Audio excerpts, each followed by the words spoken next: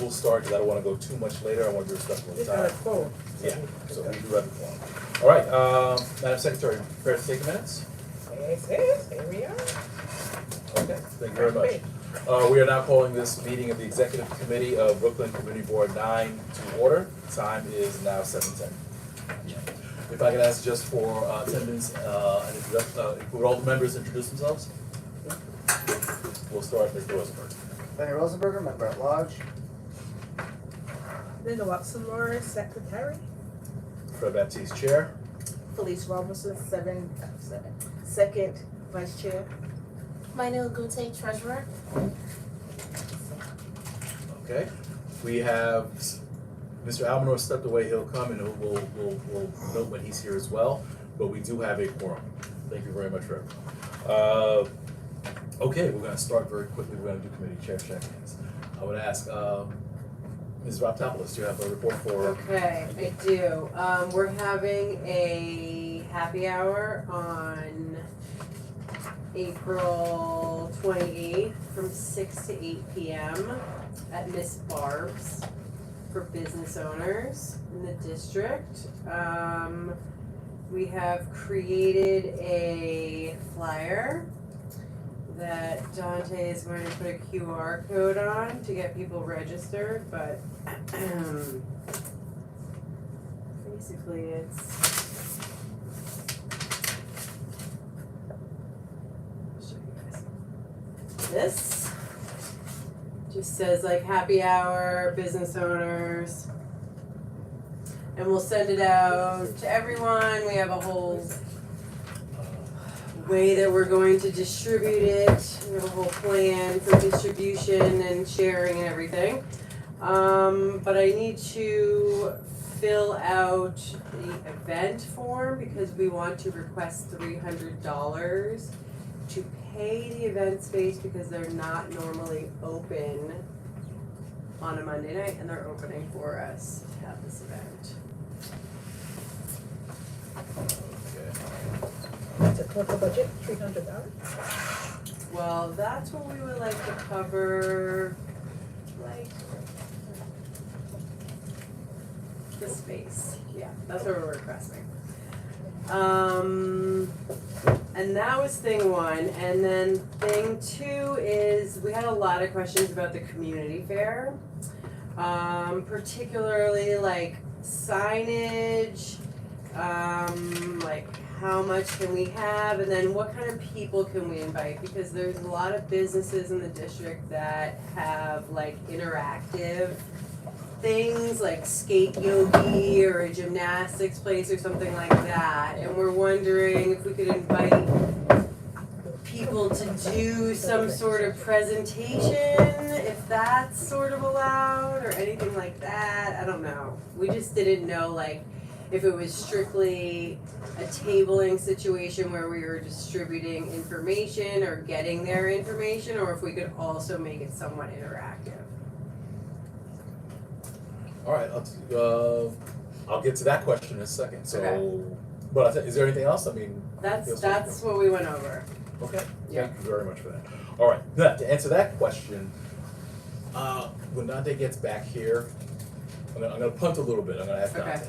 One thing that usually we do depends on where we do it this year. So typically we've been over by Ronald McNair Park. I'm not going to assume that that's where we're doing it again this year. If there's a different location, I think the good thing about Ronald McNair Park when we were able to get that is that we had that whole triangle. So we had whatever was in the park, plus we had some portion of the streets blocked off as well. So that might be an option to have some of the streets blocked off, you know, as we do. So depending on what they're looking at doing, they may be able to take up some of that streetscape as well. I'm a big kid. I would love to see things like bouncy houses, and if you know, like say Skate Yogi has something that they do with that. DOT, I would love to see them set up bicycle cones or something like that, you know, for bicycle safety. And what's the situation with food? Like, are we Food, allowed to invite restaurants to like set up? Because one of the things that members were saying was last year after you went through, we were just kind of like, okay, I guess I'm done, time to go. But if maybe there was food or something to watch, they would stay longer. Right. So Dante, I'll let you jump in here in a minute, because I guess there's a question, these are questions that, in terms of that, but, food, I think that's been a conversation we've had as well about inviting vendors. Dante, I'm not too sure how many times people have taken us up on the offer. If you have specific vendors that you're thinking about, absolutely, I mean, I guess that's the reason why I wanted all the committees to kind of come up with these questions, because this way we have enough time to answer them. So I think with vendors, depending on how many, depending on what kind of vendors, what they need to bring with them, possibly we can have vendors who are there as well. A random thought that I've had, I'm not sure if it's something we can do this year, I mean, I would love to see even an artisan fair, where, to the point about those businesses, I think there was one year we actually had the fair, and right around the corner from us over at Clara Barton, they actually had, I think local artisans actually had, their stuff, and they were selling stuff in the parking lot.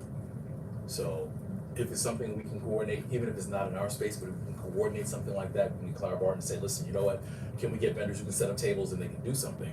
People can come and enjoy the different things that we do, and then we can direct them around to support local businesses as well, even if they just set up a table and do some stuff. Yeah.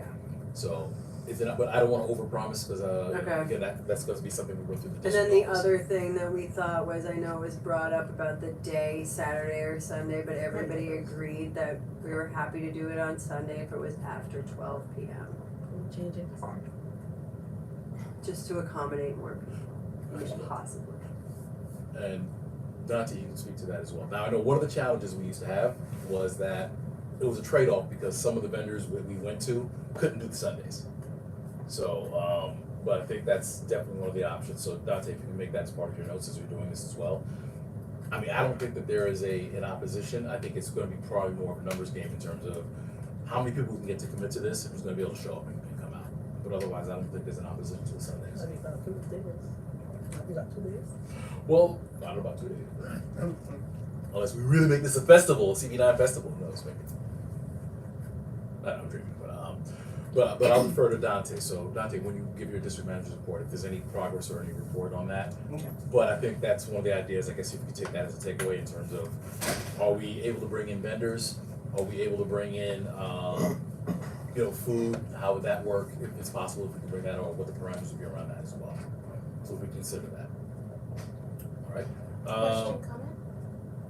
I'm sorry? Question, comment? Sure, absolutely. I know it's not summer streets, but can DOT bring helmets? Because they give out free helmets during, summer streets. We have to request. That is a request. Oh, that's a request. That's a request. Now, I don't know how far in advance they do that calendar. But now's the time if we're gonna make that kind of request, yeah. And that goes to in line with the thing I was saying about, helmets, bike safety, if they can do something to that effect, but absolutely. The transportation, I know, has been working on that, we've been asking for that for a while. Can I make a comment about the fair? Hold on, we're gonna definitely discuss that between Dante's report and mine. If you could hold on to that, I just wanna make sure we're able to go through all the different chair reports. All right, so the one action item we have is the 28th for the business owners. Oh, Dante, so this is the question. So environmental protection, they were looking at doing a happy hour on the 28th. No. Economic development. Economic development. I gotta say, we are. Committee starts with an E. That would be good. That's where my head is. Eyes open up. Wait. Madam Chair, my apologies. So yes, economic development, they're looking at having a happy hour with business owners. So the date, projected date is the 28th, and what was the venue again? Miss Barb's. Ms. Barb's. They may need some, they're looking at, they might need, potentially need some financial support, about $300. Let's do this. If you could send specifically what your request is to Dante, there may be parameters around there depending on what's being requested and how we can spend dollars, because there may be subsidy requirements on that. Okay. So Dante will be able to take care of that, he can address that. Okay. I'm familiar with this part, so it should be fine. Okay, all right. So as soon as you can, so this wrap up, as soon as you can, just get the form into Dante so that Okay. he can look it over and if we need to do anything. Got it. But I'll tell you what, let's do that as an action item, let's approve the event. Okay. So we'll do that, we'll approve the event, just get the form into Dante. Okay. All right? Yeah. So that'll be a vote for the happy hour. Okay. Were there any other questions for the Chair of Economic Development? I have one. Yes. I'm just wondering about that thing you did around the holidays. we were working on the Yeah. map or whatever. Uh-huh. Is there A an link? easy way to access that Yeah. that we could send to people? It's in the email that goes out every week from the board. Cause I looked at the whole thing. I read the whole Every thing week. and I I'll show you it. yeah. Alright, so, Just be a good way to access that and send it, you no, know, absolutely. friends and neighbors. Alright, so it's good, I'm glad that you saw it as well, so it's in the link for the blast, but absolutely, if there's any other suggestions about other places we can put it up, to your point, to make it accessible, to make sure it's like, it's right up there, we'll publicize it. Absolutely, we're looking for any suggestions and opportunities for that as well. Okay, so thank you for that question. Alright, let's see. Moving down the line, moving across, we have a report for Youth Services Education Library? Yeah, no, but I can tell you what's happening. We are working on 2 projects. Education committee is doing an education project that will be on April 15th. April 15th? Subject correction. We're working on relooking for volunteers, so if board members are available to help us, just give me your name and then your telephone, I'll call you back. And then the second one, we're going forward with our careers fair, that's on May 3rd. And at Clara Burton also, both will be on at Clara Burton, that's already in the works. We just had to change the date a bit from May 3rd, because it was already, it would have been Saturday. So we come back. And it should be on the board, on e-blast and everything already, and we changed the date, so it should be updated. Okay. Alright then. Okay, so that concludes the report for, alright. Any questions for the chair of Youth Services Education? Yes, what happened to the first location in Wingate? The what? What happened, usually you're gonna be at Wingate High School. No, we never had another one. You mean for the town hall and then? No, they're all at Clara Burton. Oh, no, originally it says Wingate, I remember because at my last meeting, one of the youth. Last week? At my last. Since you was away, we No, did no. to the last. Yeah, at the last meeting, the 4th of this month, one of the members of the youth committee was Uh-huh. there to tell us. She said maybe the date was changed, but the location was the same. Right, Clara Burton. But there was one in Colorado and one is in Prospect Heights. That's what he That's meant, what I meant, Prospect Prospect Heights. Heights. Oh, not Prospect. Yes. So I have Wingate, that's my, Yes, yes. that's my Yeah, alma 'cause you could be mater. Wingate, you're right, Clara Wingate is Burton. my alma mater. Yes. That's right. So what happened to Prospect Heights? That's the, town hall meeting, that's still on. Oh, okay, well, that's what I'm saying. Sorry. They're both next to each other, you always get mixed up. Yeah, I spent 25 years at Prospect Heights, so that's my home too. So, all right. Alright, any other members of the exec have any questions?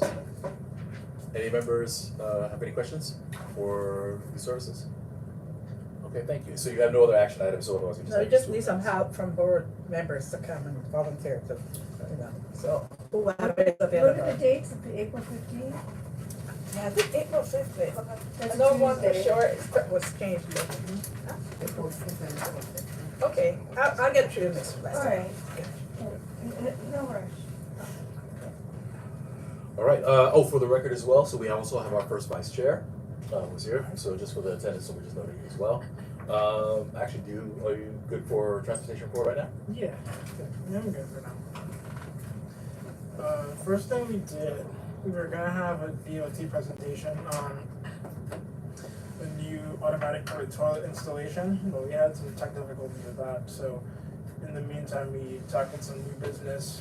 Alicia Boyd noted the U-Haul parking happening on Washington Avenue, so we decided to approve a motion, write a letter to the Senators Precinct addressing enforcement. And then we had the presentation on public toilets, and that went pretty well. 3 people from DOT came and presented. The location is planned to be near the BP gas station on Flatbush Avenue in Washington, that little triangle there where they both cross Lincoln Road. And generally, the committee approved it, and we had a couple suggestions. One was to add some bollards so that traffic would have at least another obstacle before someone could hit, the toilet, especially for in the case someone's in there, they'd have some barrier to mitigate the impact. DOT said that they'd consider it, but it is part of the approval that the committee made. They also said the committee also in the approval suggested to add some changing tables, in the spirit of family-friendly amenities and things like that.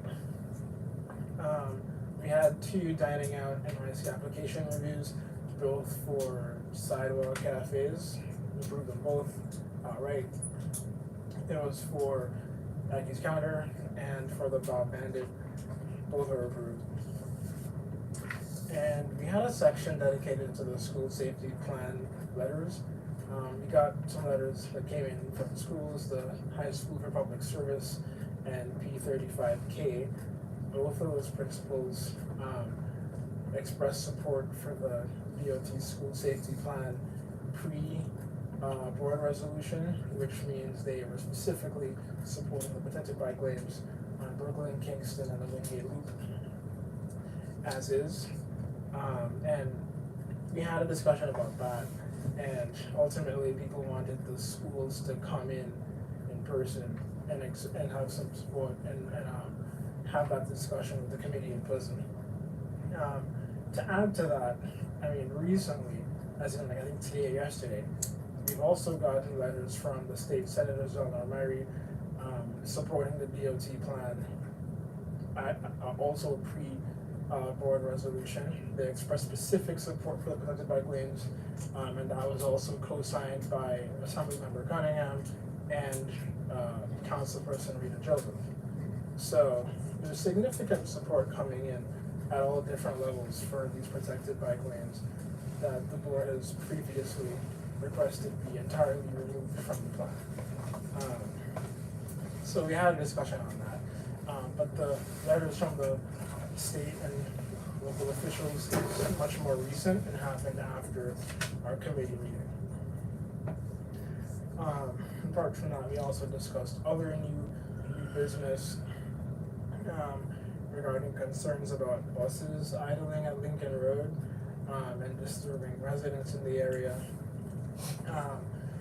You can assume it's not quite air quality issues because these buses are clean air buses that run electrically. So there is no exhaust coming out of these things. It would mostly just be sound complaints and noise issues which are coming out.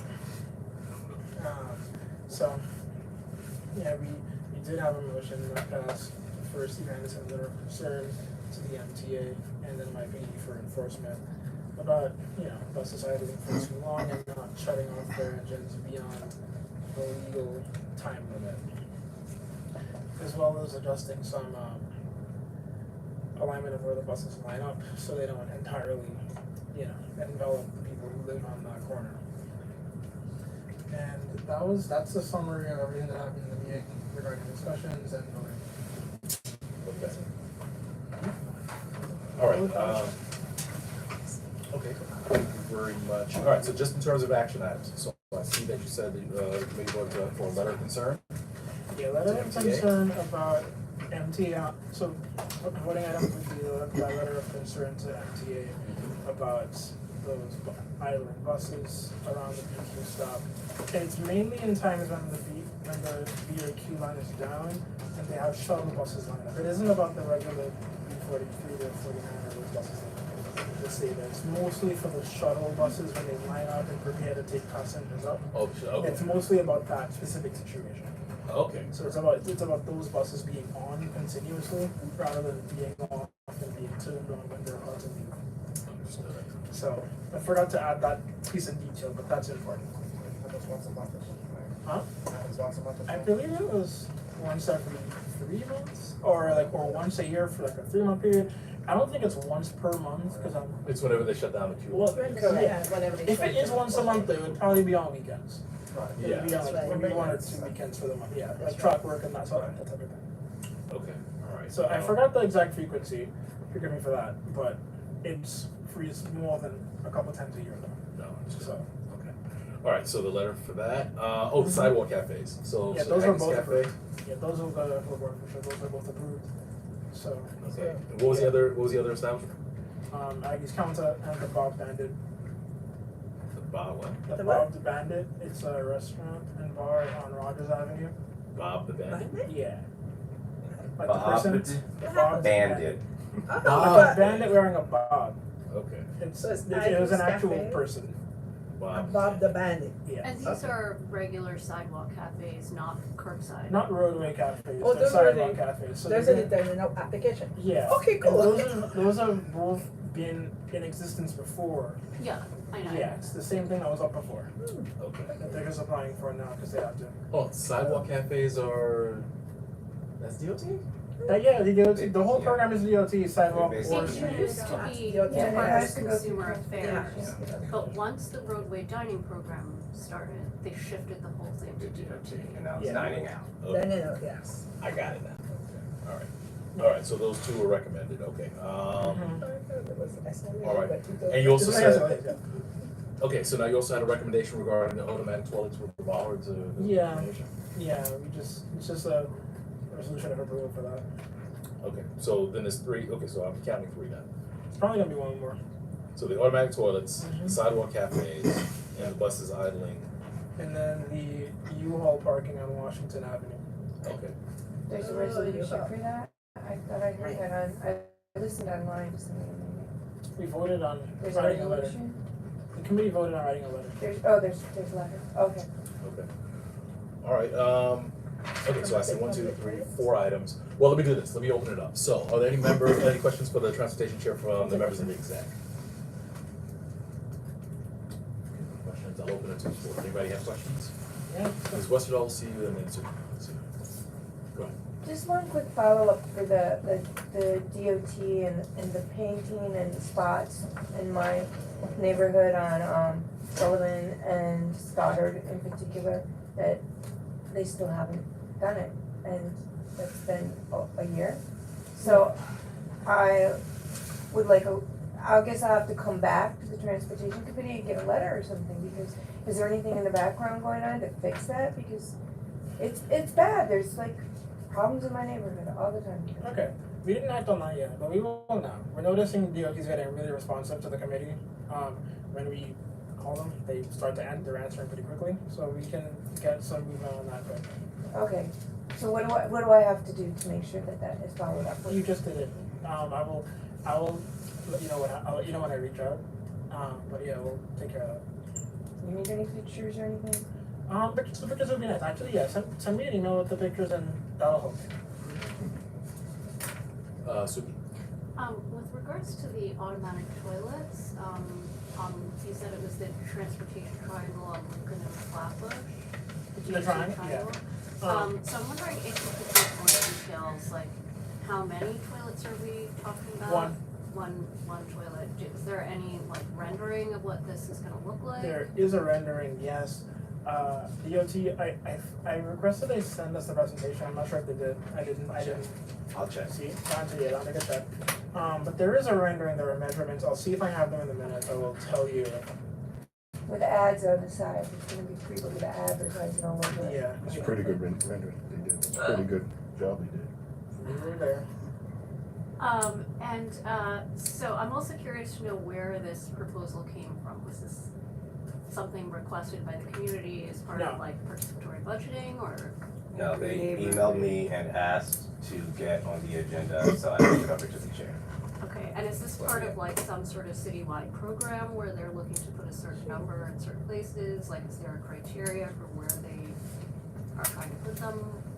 Yeah, there is criteria. There is criteria. They're trying to put them near parks and places of interest, and the location by the BP right there. It's in a section that's not been particularly useful space for anyone. It's sort of in the There are piece bikes there, there's a lot of bikes. not where the toilet's gonna go. But that would also be a great place to put one, near bikes where folks are coming to dock their bike or coming to use one and they might have to go to the bathroom. It's a great spot. It's actually a good idea. Thank you for that one, Teresa. Well, yeah, there is bathrooms close to there though. No, that's a great spot because the bathrooms that's in Lincoln Road at the playground is often closed. And if you have a child who has to go to the bathroom, yes. there's literally nowhere around there to go unless you beg one of the restaurants to let you use it. That's what I was about to ask, like, what about the bathrooms? They're like locked It's Like, locked. all the using time. time. It's supposed to open at Okay. 8:30 and it's usually closed. Alright. And at night it closes early too, So it's a pretty good spot. It's supposed to be It's an objectively useful place to put a, 6 p.m. About So, But they close Oh, with that's- that. so if you're in the park after 6, just to add some details to that, the toilets are self-cleaning. They are free to the public, they run on advertising. They quoted us that they make about $1.2 billion over the life cycle of the toilet. What's the life cycle of the Compared toilet? to what? Advertisers pay to advertise, they don't pay to use them. Okay. But that's not Wait, per, they're free that's to not use? per toilet, Yes. that's for I the believe whole it is per program. toilet, yes. That's not possible, 1.2 billion is not possible. What did you say? This is gonna end up That's for being, one toilet? One They can do that, the city needs to go into that business. Yeah, that's true. Unless they're doing Super Bowl ads. this must be the estimate over the entire program. Yeah, that's, Well, we can get that covered. But anyway, Yeah, we can- we so can- we we can, can yeah, we can get We that can clarify. clarified. Fair. But I'm We just, can- like, are they gonna have to like put in? NFL football is not. I'll go into that business now. I mean, are they gonna have to put in plumbing here, or is it Yeah. like, You see, they're self-cleaning, they're probably compost. okay, so there's no plumbing? Yeah. No, they're, As a no, side- they wouldn't be compost, are you kidding? They need water, electricity, sewage. They have the, these Run are into the very city popular in Europe, but usually you have to But pay a little bit. So Right. Suki, yes, Yes, Suki, gotta pay. they'll have to, Chinese go up. they'll have to get electric, they'll have to Okay. bring water, they have to connect to the sewer. Yeah. Okay, cause I'm very much in favor of the public toilets, but I'm just thinking like if we already have public toilets at Lincoln Road, It's not. There's not, Not at there night. are not They're only enough. open most of the time. Yeah. The hours are supposed to be, I think, between 8:30 and 9. 8:30 and like 4 p.m. 4 p.m. And most of the time they're not even open on and time. I totally hear you on that, and I think they should be open all the time. But I'm just wondering if it's a lot cheaper and more efficient for the city to ensure that those toilets are open when they're supposed to be open than trying to run plumbing and electricity to construct new. But they're gonna make revenue off of it, so that would offset that cost. Yeah. That would be the point for the city. It's all about revenue. money, no one cares about the bathrooms. Okay, and then the bathroom is gonna be open, the one that they're By the speaking way, on one until second. 8 p.m. 8 p.m. only. That's it. Really? By the way, Suki, Why? I The know one, you the can't- one at, over by the library, you know, that one is, there's one of these toilets by the library. Yeah. And Yes. it's broken all the time, Right. all the time. Right. So is there like a For years. particular Brought name attention for to that this too. program, for Yes. these ad toilets, like, Well, they're called APTs, automatic public toilets. okay. And DOT is the sponsor of this program citywide. Why would it close at 8 p.m.? The other thing is, like, I recall with the CityLink machines, it was a franchise to the city because like they were signing a contract for like a franchise to place these machines all over the city and have ads. And franchises need to be approved by the city council land use committee, and they go, by charter, they go through the Euler process. So I'm wondering whether this is a franchise. Good question. Well, what I would, just take a stab, I would probably suspect they're doing the same way that they did with, like, for example, with City Bikes and the way they do these things. That All was those a things go franchise. through. Yeah, but I mean, we heard very little about that after they approved the first ones. Well, okay, so the initial program, the renewals do not have to go through, they only go through like a subcommittee of the council. But the initial program, and it sounds like this is the first time they're doing it, has to go through Euler and has to go through land use and council. It's not just like a DOT like only decision. If we can get that additional Yeah. information Can we from, find out? if we can forward that to, Yeah. to Should we make a DOT. motion? Yeah, so we can send you Yeah. that question. Can you send that question, can Yeah, you send that question I to us will. so we can Yeah. forward it and make sure that's included as Right, part of it? and just as a side note, just to clarify that, it probably might be 1.2 billion over the whole program, but as an advertiser, I'll tell you, if a toilet lasts about 20 years, it'll take about 200,000 a day for it to make that 1.2 billion dollars. And the minimum price for a lot of these ads is about $20,000 to $30,000 for part of a day. So it's not difficult for them to make that much off of one toilet. Just letting you know. I mean, I'll just tell you also for the CityLink machines, they had a contract with the city that they were gonna pay like $1 million a year in fees or something like that. It was much less than $1 billion, I can guarantee you that. And they broke their contract with the city repeatedly, they weren't going to pay those fees. And the city ended up having to renegotiate, and ultimately, like, whoever the original sponsor was like kicked off. Is that Leak NYC? Yeah, And even their fees is like, their fees begin at $5,000 for one as well. yeah, so, like, that's why I'm saying, like, I'm wondering whether, like, the order of magnitude is right.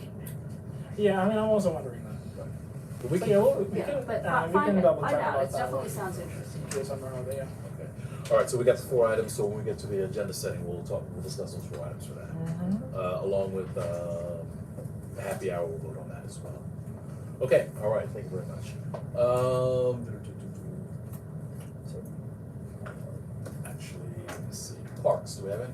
Yes, I have quite a couple of items to be done. The first one is that in November, Park Recreation and Culture Committee submitted a resolution. I've never been voted on, so I would like to have that to be put on the agenda. That resolution asks for the assessment of sports facilities within Community Board 9, including Board of Education facilities. So the office already have a copy for that. That's the first thing, because every time we came to vote for it, we lost quorum for the last 3-4 months, nothing get posted. Which I'm saying, we need, that called to my attention, that we need to find a way to speed up, to get all those vote items much faster than what we are doing now. So I would love for this Community Board 9 and the board, let's try to find a way to make, getting to the resolution a lot faster. Because I don't know to me, what takes place a lot within those meetings, within the general board meeting, is the going over the liquor licenses. Can we figure out a way of streamlining it? Because a little smaller. I mean, I don't know how many minutes would be for everybody to present about their location. Maybe probably my suggestion that we should limit that maybe to about 3 minutes. I don't know how many it is now, I don't remember, but I think that's what takes the bulk of that. And a lot of the time, we don't get to vote on stuff because we get so late and then we keep losing quorum. Okay, I'll tell you what, So- let me take that specific item, I'll discuss it when I get to the treasurer's, to the chair's report. Right. And we'll discuss that, and, because there's been a couple things that we've been trying, but again, it comes down to, I think, you know, I'm doing it right now. What? We'll discuss it when I get to the treasurer's Okay. report. I'll The discuss second it. item is that I've been invited by the board president office to do a roundtable, the one parks, that's gonna be on April 28th. I sent you a copy of the invitation and all that. So I've been in communication with them, so I suggested some topics for them to cover, but I just got a message about them to cover, so there's supposed to be a flyer coming out. Hopefully everybody will get a flyer. Actually, Save the Date flyer is supposed to come last week. What's the date on that? That's April 28th, from 9 Oh, in the 4/28. morning to about 4 o'clock Oh, at the board president office. So the Alright. roundtable is the first action, so we're gonna be there from 10 a.m. to 11 a.m. So we're gonna cover, because I wanted them to cover 3 particular topics. One was the situation with the Mount Prospect Park together. The second one was what happened to the community garden at Union Street. It was demolished 20 years ago, and the MTA has not made good on fixing it back, even though they are giving a whole rendering and proposal. And the third item was the promotion of the biennial conference. We've been working on it with Prospect Park Alliance, New York for Parks, so this is something we want to do for next fall, next October of 2025. So I will be sending more communication because they send me the way they want me to approach it, even though they don't want those specific item to be part, they don't want it to be part of the agenda, they say it can be brought up. So we gotta find a way to bring it up. And this is also bringing an idea, is that what I propose maybe Community Board 9, can we just decide one day to do a much broader a much broader roundtable that will take a little longer, where we'll look at the subject in more detail. But, So basically that, so if you check our minutes, most of these are mentioned. And also, we would like to be interested in setting up a date and location for the community resource fair as soon as possible. The date has always been this Saturday after Memorial Weekend. Location, we'll be putting together a resolution for suggestion of other location other than Walnut Park. That's the extent of my report.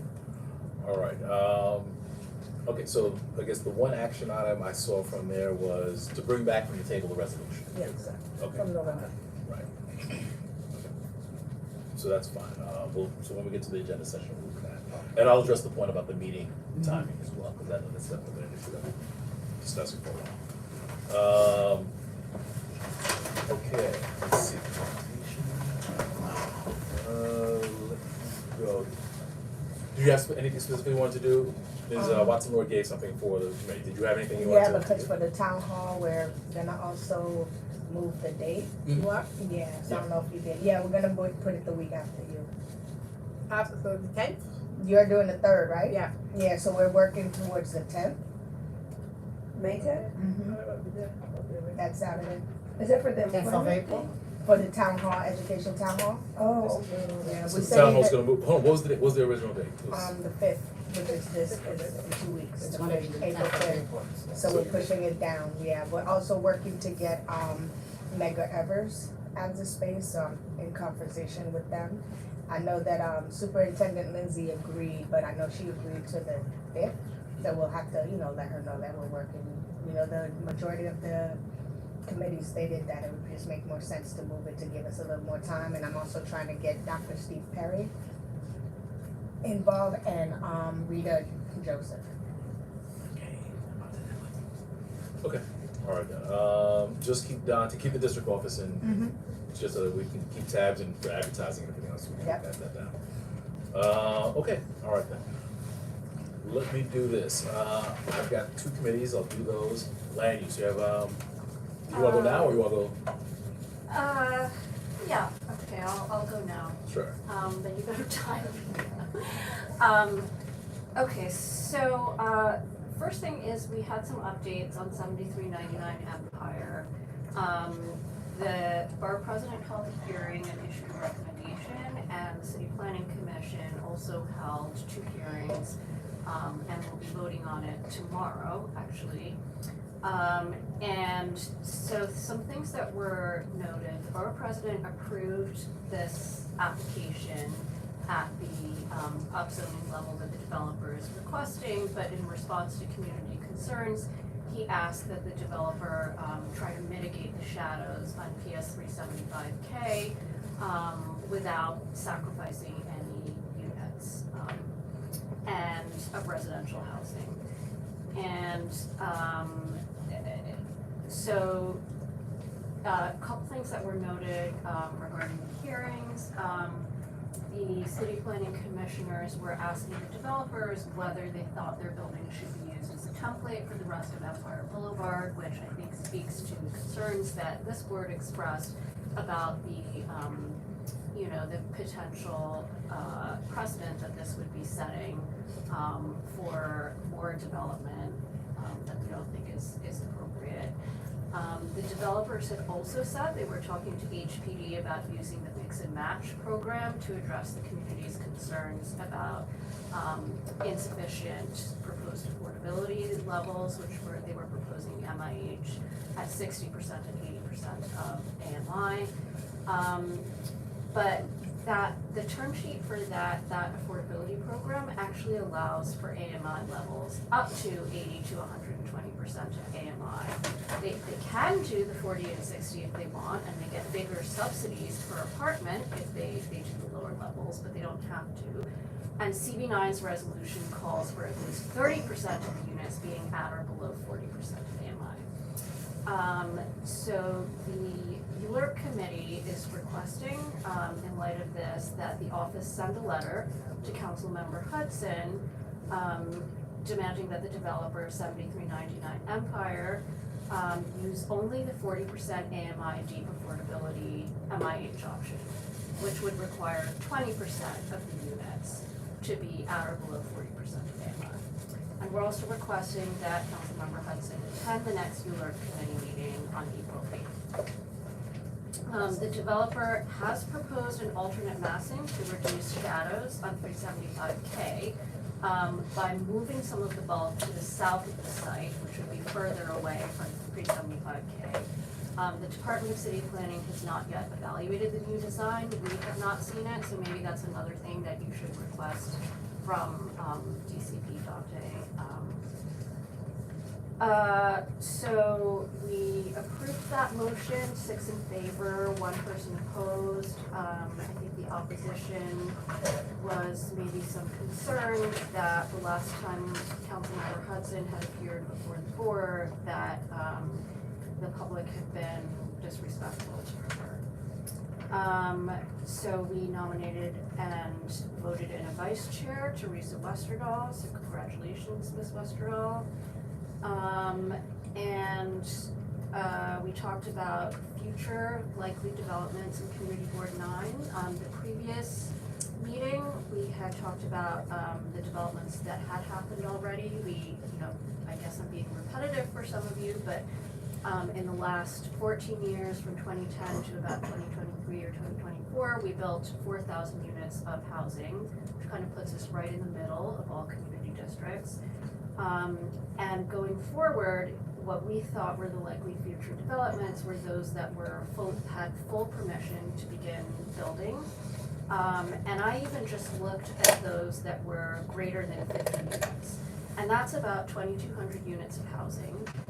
Some of them are complete actually now, like for example, 931 Carroll and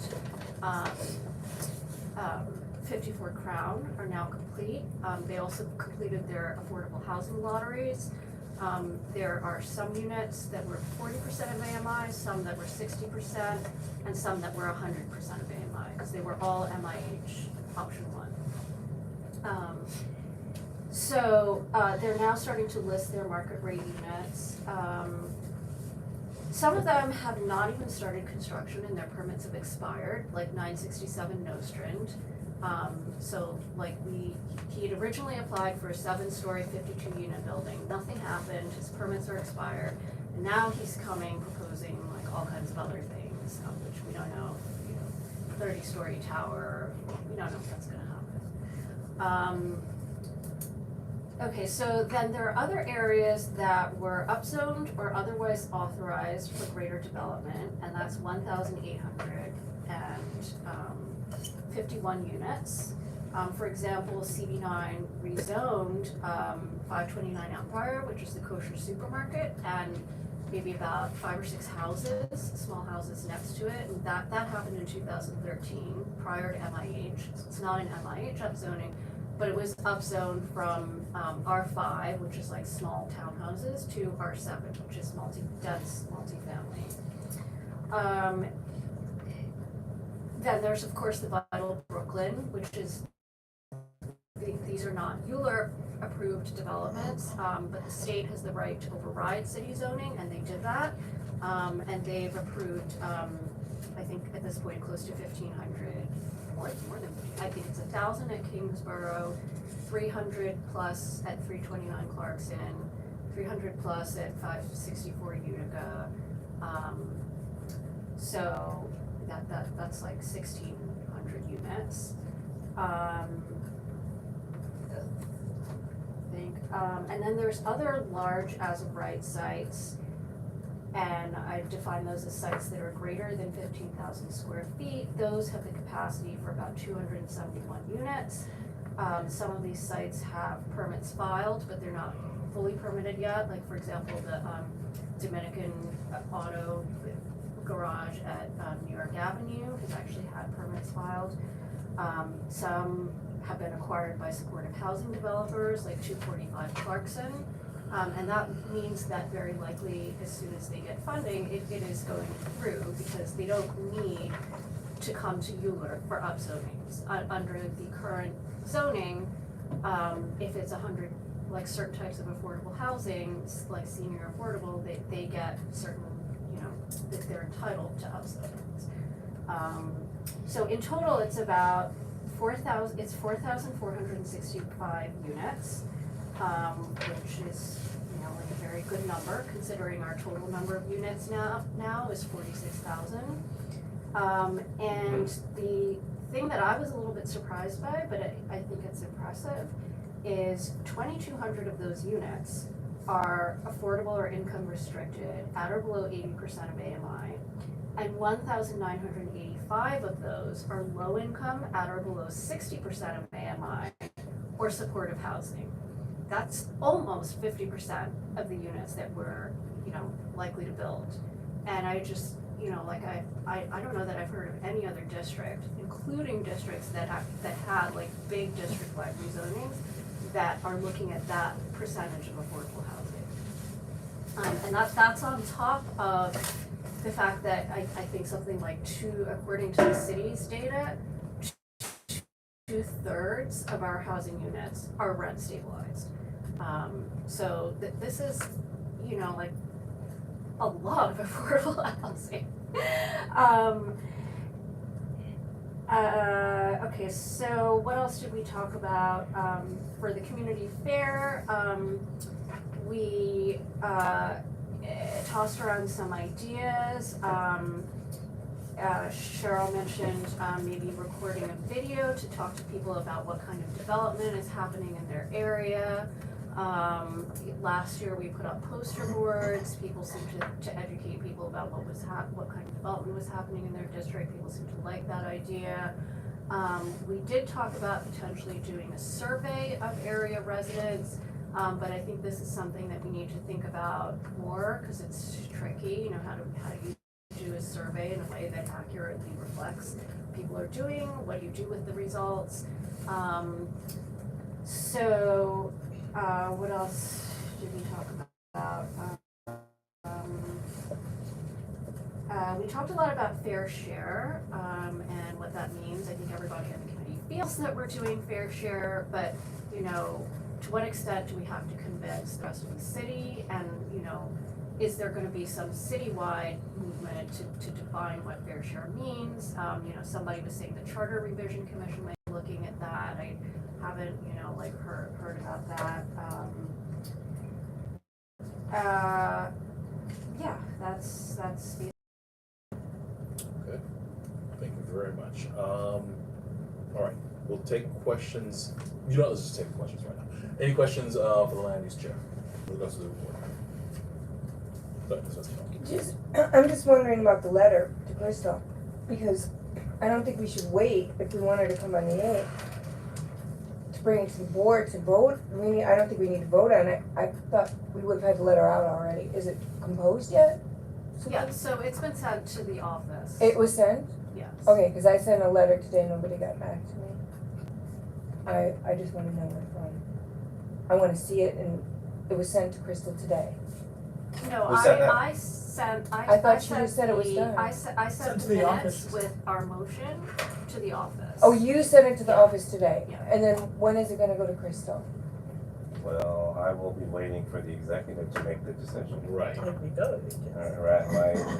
I'll just send So out letters. we just have to vote, I'm just, wondering about the process, cause I really want that letter to go out so she comes, so she has enough time to plan. Right. Not wait until after the board meeting, that's all. Just in terms of the process, what happens. I just wanna make sure it's done. So absolutely respecting what the committees want to do. One of the things that's important as well is that the committee shouldn't act on their own.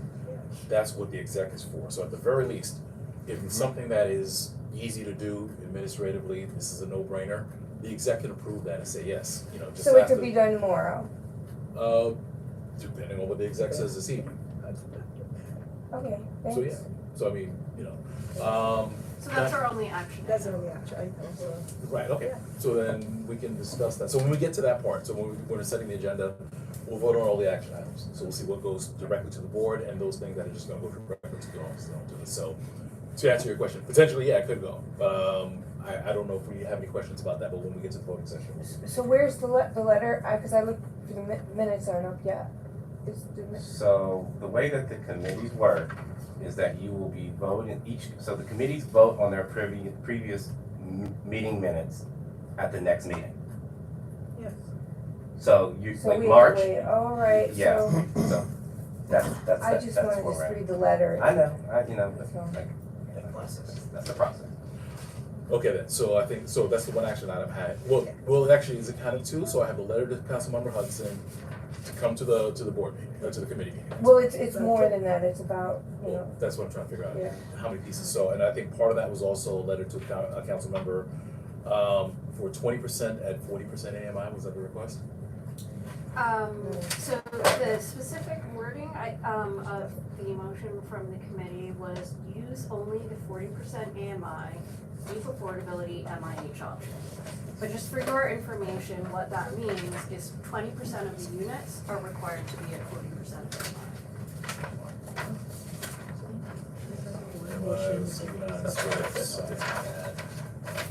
Let me make.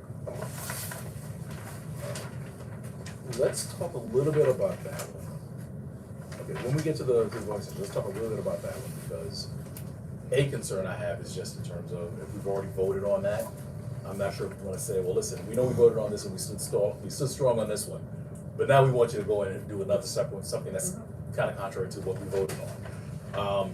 It might be something that we bring up absolutely as part of the committee meeting, where it's like, listen, you know, we voted on this threshold, but at the very least, when she's doing her conversation, she should be considering that, but I don't know if we go against the resolution, since we've already decided that as a board, where we're gonna stand on the affordability. Let's talk about that a little bit more when we get to the working session. We'll discuss, we'll have the piece. All right, but otherwise, so those are the two pieces, we'll talk about that. And that concludes your report? Yes, yes, sorry, that's.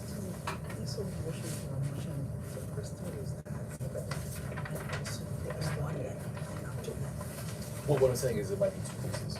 So the request of Crystal is pretty straightforward, we can make that request, now they can figure it out. The second piece is about the affordability, and the question is if that's something we can do because we already have a resolution on the books saying this is the affordability we want.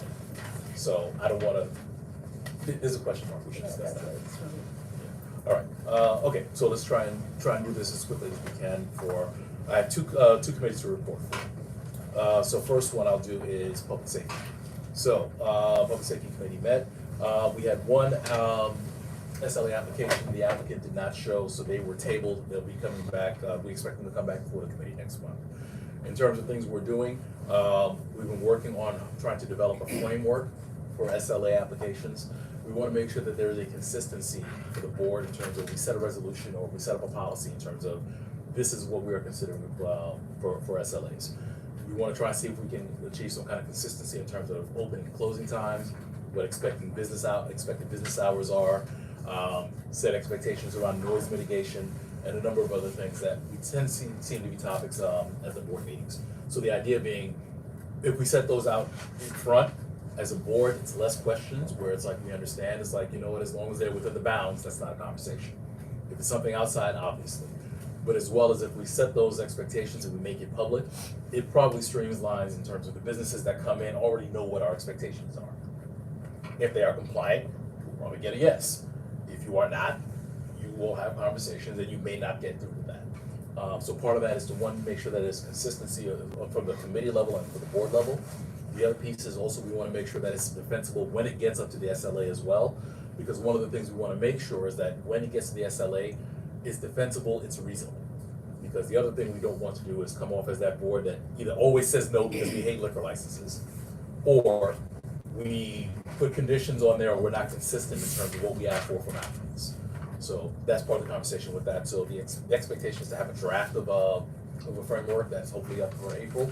We wanna see if we can get this expedited so that we can hopefully vote on this by June, so that way this is something that is discussed and in place. And the board can be able to proceed with that, and we can make that public, and we can have the conversations with you. Also, as part of that, in terms of even notification requirements, how we communicate to the community, how do we allow tenants, residents to be able to weigh in on these things, as well as making sure that there's a place for people to be able to come if there are complaints, specific complaints about different licensees, people who have licenses in their operations. So that way it's streamlined, you can come to the district office, they can either help to file complaints or help to mediate complaints in that respect as well. So some of the things we're discussing, there'll definitely be more conversations. Come to public safety, it'll be great. The other thing I just wanted to note for the record as well, the CO for the 71st precinct has left, so they are now in the process of selecting a new commanding officer for the 71st. Oh. So, one of the things we are, Dante has already reached out to the 71st precinct. We want to make sure that CV9 is a part of that process because we fully expect to be partners, and we want to make sure that we're able to work with the new CO as he comes in to make sure we can let him know what the history is and the expectations are on behalf of the board. So that conversation is going right now. Do you know what happened to the old CO? I'm sorry? What happened to the former CO? He's moving on. He got another assignment. It's another song. We're just not a long position. Yeah. So the There's not a lot of community, turnover. the commission, the main guy or the Where? I'm sorry. For, Our 71st precinct. 71st precinct. community affairs? No, the commander, the commanding commander. officer for Yeah, yeah. the whole precinct. right. Okay, I'm sorry. So let me just make sure. All right. So we have that. So we're about the CO. Yeah. So that framework, application. All right. That's all. Are there any questions? So I'll take questions. Regarding the CO, Yes. so the old one was Smith, he left. Correct. Yeah. And the new one is, your guy's first name is David? I don't think they've got somebody They got- formally yeah, there they yet. don't have one. meeting. Oh, yeah, because No, I heard. hold on. With I this got an email. I think Okay. they have a new one. That's why I'm getting the name. Okay. Well, hold on. Before we put a name out there. I remember hearing this. Yeah, Dante, before you put a name out there, Let's check. it's not I don't think there's anything official that's been done yet.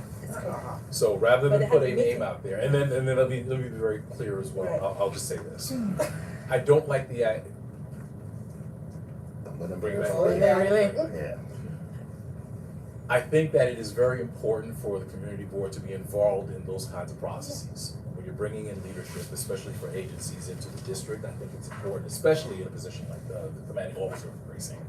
We should always have a good relationship. We should definitely be a part of that loop. I think it's something in terms of, we should be a part of that process or included as much as we can as well, because we are stakeholders. So, I'm not sure where they are with that, but we are definitely inquiring in terms of, I want to understand what stage they are at.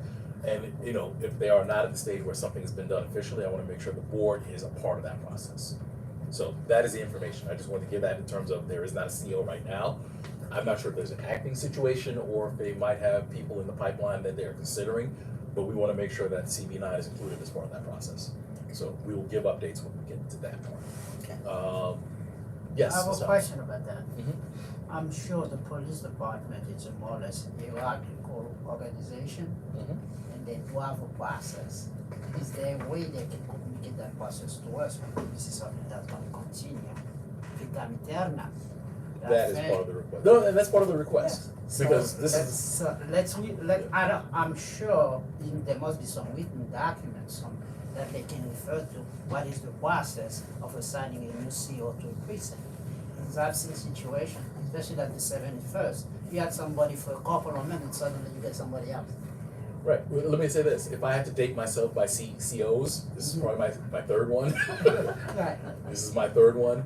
I will say this, and this is something that I have a concern about, where it's like, I don't think there's enough transparency between when they come and when they go. Okay. That's a problem. So I think that is something. Shouldn't that be available to all the citizens of the city? Maybe if It that's should required? be. It should be. I mean, I want to avoid a situation where the first time I meet this guy is at something on the street. and I was Sorry like, for that complaint, because I remember a situation, there was one guy that was about to win, and he had such record, not everybody started to protest and something like Yes, I that. remember that. Right. And they turn out sending somebody else. Right, but this is the reason why, if they're transparent about the process and we're involved in there, it's like, yeah, that's part of the reason why they should do this. We But should I'm know. even wondering, does the city charter is part of that? The what? The city charter involved in the city police department? The process of the police department. It's a process, and here's the thing, my understanding is there is a process.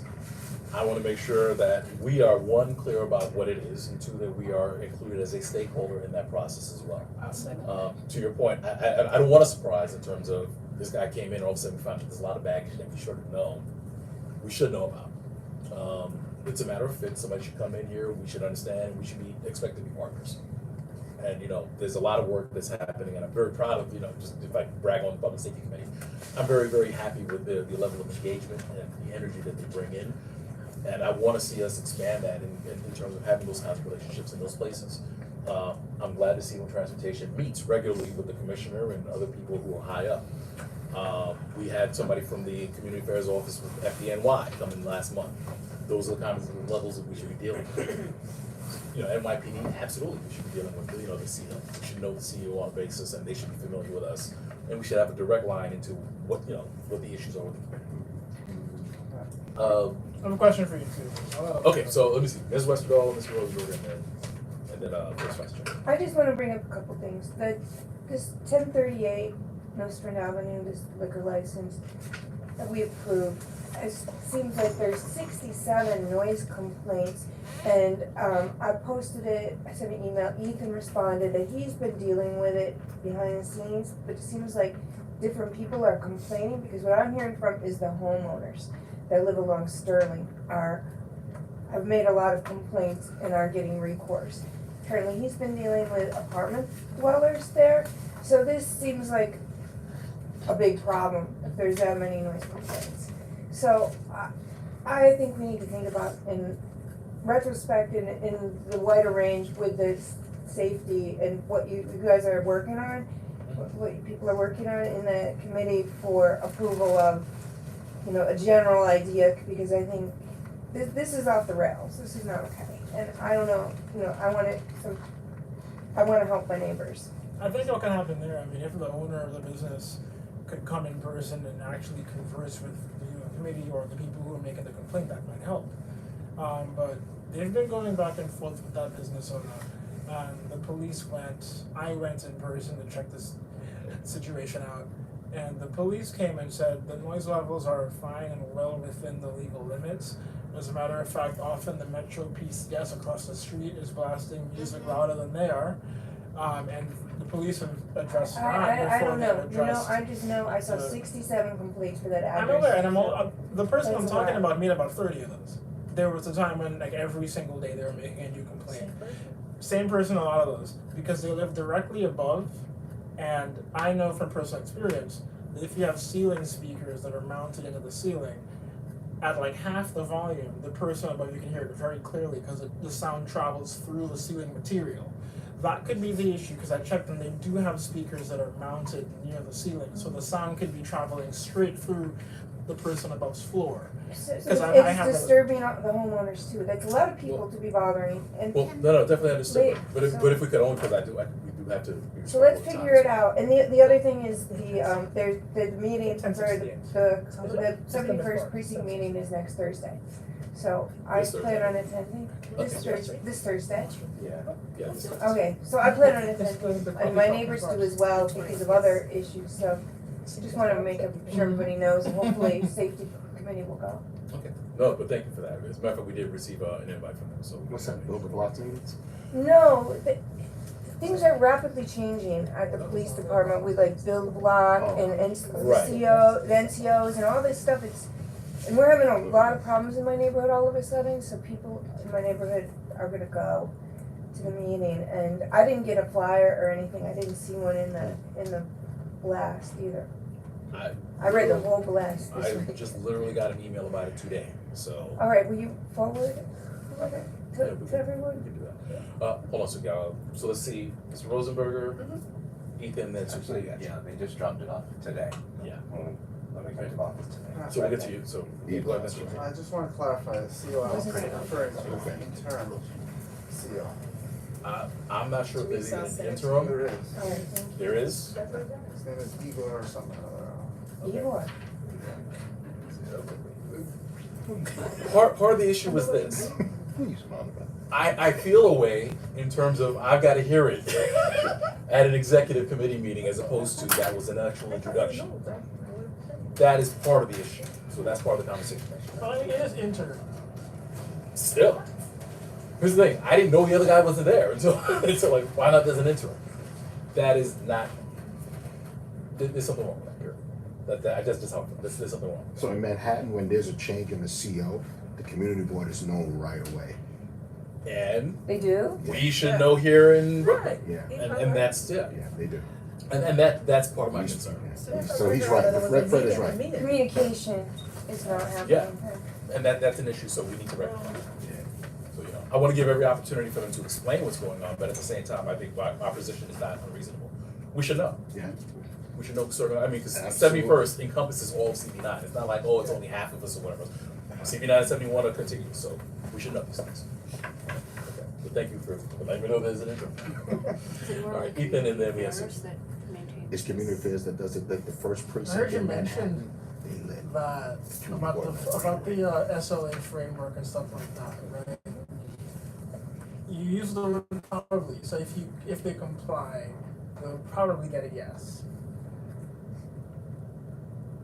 And if they don't, they might not.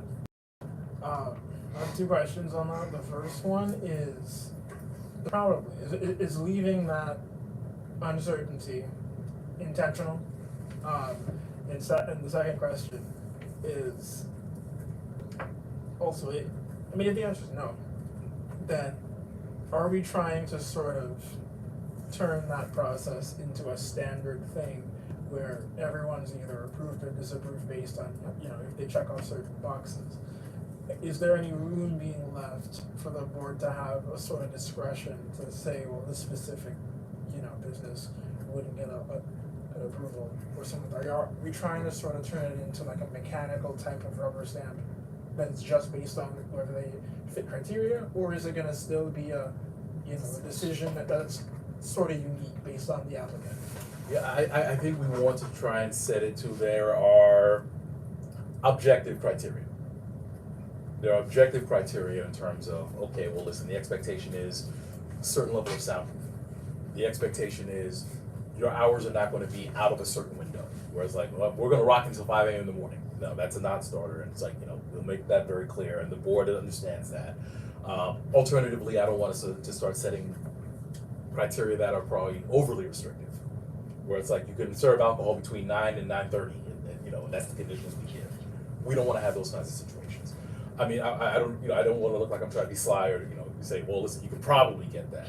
I think the idea is we want to set up something where no, we're relatively comfortable with this and we can do this. But I leave it open in terms of if there are things that we haven't considered where it's like that might be something in the application. So just to like verbally package that, it sounds like you're trying to lay out criteria that will give them a likely shot at getting an approval. Right. Like these are the criteria that will make you most likely to get a yes. Yeah, most likely get a yes, and it also works for the board's favor because it also gives us the best opportunity of making sure that our wishes are considered and respected by the SLA. Because if we can say that, listen, this is what we do for everybody, there's more of a likely opportunity that the SLA will say, yeah, okay, that's consistent. Okay. They're consistent, just as an example, by law, they can serve alcohol until 4 a.m. Alcohol service can go till 4 a.m. in Brooklyn. I don't think we've ever approved something until 4 a.m. But there's not a lot of them where we let them go until 4 a.m. Right. But I think we're pretty good, usually been very good and consistent around that 2 a.m. time frame. And SLA is usually pretty good with that, and most of the businesses have been Why good does with that. Brooklyn Heights have 10 p.m.? I'm sorry? Brooklyn Heights ends at 10 p.m. Not everywhere. Not everywhere. No. And here's the thing, and also let's be very clear, as in most other things, the community board recommendation is always advisory. So we can say that, and they can still get an application that's approved for whatever hours. But that's why it becomes before the community board, because the SLA is looking to the community to give their recommendations based on the particular location and what the residents in that area want. And they're not looking for a general overall, like just do it, They want to hear what we have to say. It's very important. Well, yeah, The community is very important. but there's a It's balancing SLA. act they're going to do between making sure that they're considering the wishes of the community, but also there's people who are asking for applications to run a business, to make money, to feed themselves. So there's a balancing act that has to be struck that SLA does as well. So what we're trying to do is do that on this level where it's like, let's see where the fairness exists. Giving somebody the ability to have a business and make their dollar and make their living. While at the same time, you don't have to worry about the residents are worrying about speakers going in their heads at 4:30 in the morning. So this is an opportunity to do this and have this conversation. So the first crack at it, we're expecting to happen in a couple of weeks. Absolutely inviting people to come and to discuss this. And this is gonna be something that is gonna be before the board, so we'll have an opportunity to pick at it and expand it or make, do what we need to do with this. But I think it puts us in a better place, where at least we're consistent, and we're not having the same conversations or fighting the same battles over and over, depending on who it is. That's just what I was gonna ask you. Yeah. So there would be consistency with what we put down here that would be applicable to the others. Right, exactly. Okay. Yeah, and just so Teresa, I'll be plain with it. Agencies notice when a community board's recommendation looks excessive or unusual or arbitrary or just weird. They notice that stuff. And the more you do that, the less they take your advice. That's what advisory means. You lose credibility. You lose credibility. You lose credibility. So if you've been asking for 1030 or 10 because Brooklyn Heights has that, that's gonna become a non-starter. They're gonna start just approving it regardless of what the board says. I don't agree with that. It's Okay. a fact. Well, It's a fact. well, It's well, not- I'm not asking if you repeat it. It No, doesn't no, happen. but this is the thing, but that'll be the conversation. I mean, absolutely, we respect your right, you don't have to agree with that, and that'll be the conversation. We'll discuss that once the framework is put forward. But hopefully we'll do that. And Suki, I'm sorry, I know that you said you're gonna take your So my question is also with regards to the standards around noise. So I understand that, when you're talking about indoor noise, like noise in the building or something like that there are ways you can mitigate it by putting soundproofing in the ceiling or walls or something like that. So the first part of that would be like, how specific are we getting with these applicants in terms of, because my experience has been they all come before us and saying, yes, I know all about that and I'm doing that, but how specific are we being in terms of asking them to demonstrate what they're doing, like the drawings, having their architect there, talking about materials, like thickness of soundproofing, whatever. The second question is, what kind of follow-up are we doing, in terms of determining whether that was done? And then the other question is, how are we going to address noise mitigation with outdoor dining? Whether it's a sidewalk or whether they have a backyard, all of which are very popular. Like, how do we address that? That's the conversation we're having. I haven't answered this. Yeah, that's part of the conversation we're actually having in terms of what the expectations are. What the expectations are, if we set it out there, I'm not sure, I don't think we've gotten to that point of the conversation in terms of how do we ensure compliance. Maybe the question is, is that our role to ensure the compliance, or just make sure the question is asked as the expectation is set? Because the compliance is enforced by, and this is one of the things that Dante and the office has helped us, between DEP, noise complaints, 311 complaints, and all those other things, they help us monitor the compliance aspect of that. And to that point, we're looking at the role of the board in terms of being able to help with that, sift through, okay, well, listen, there's 67 complaints.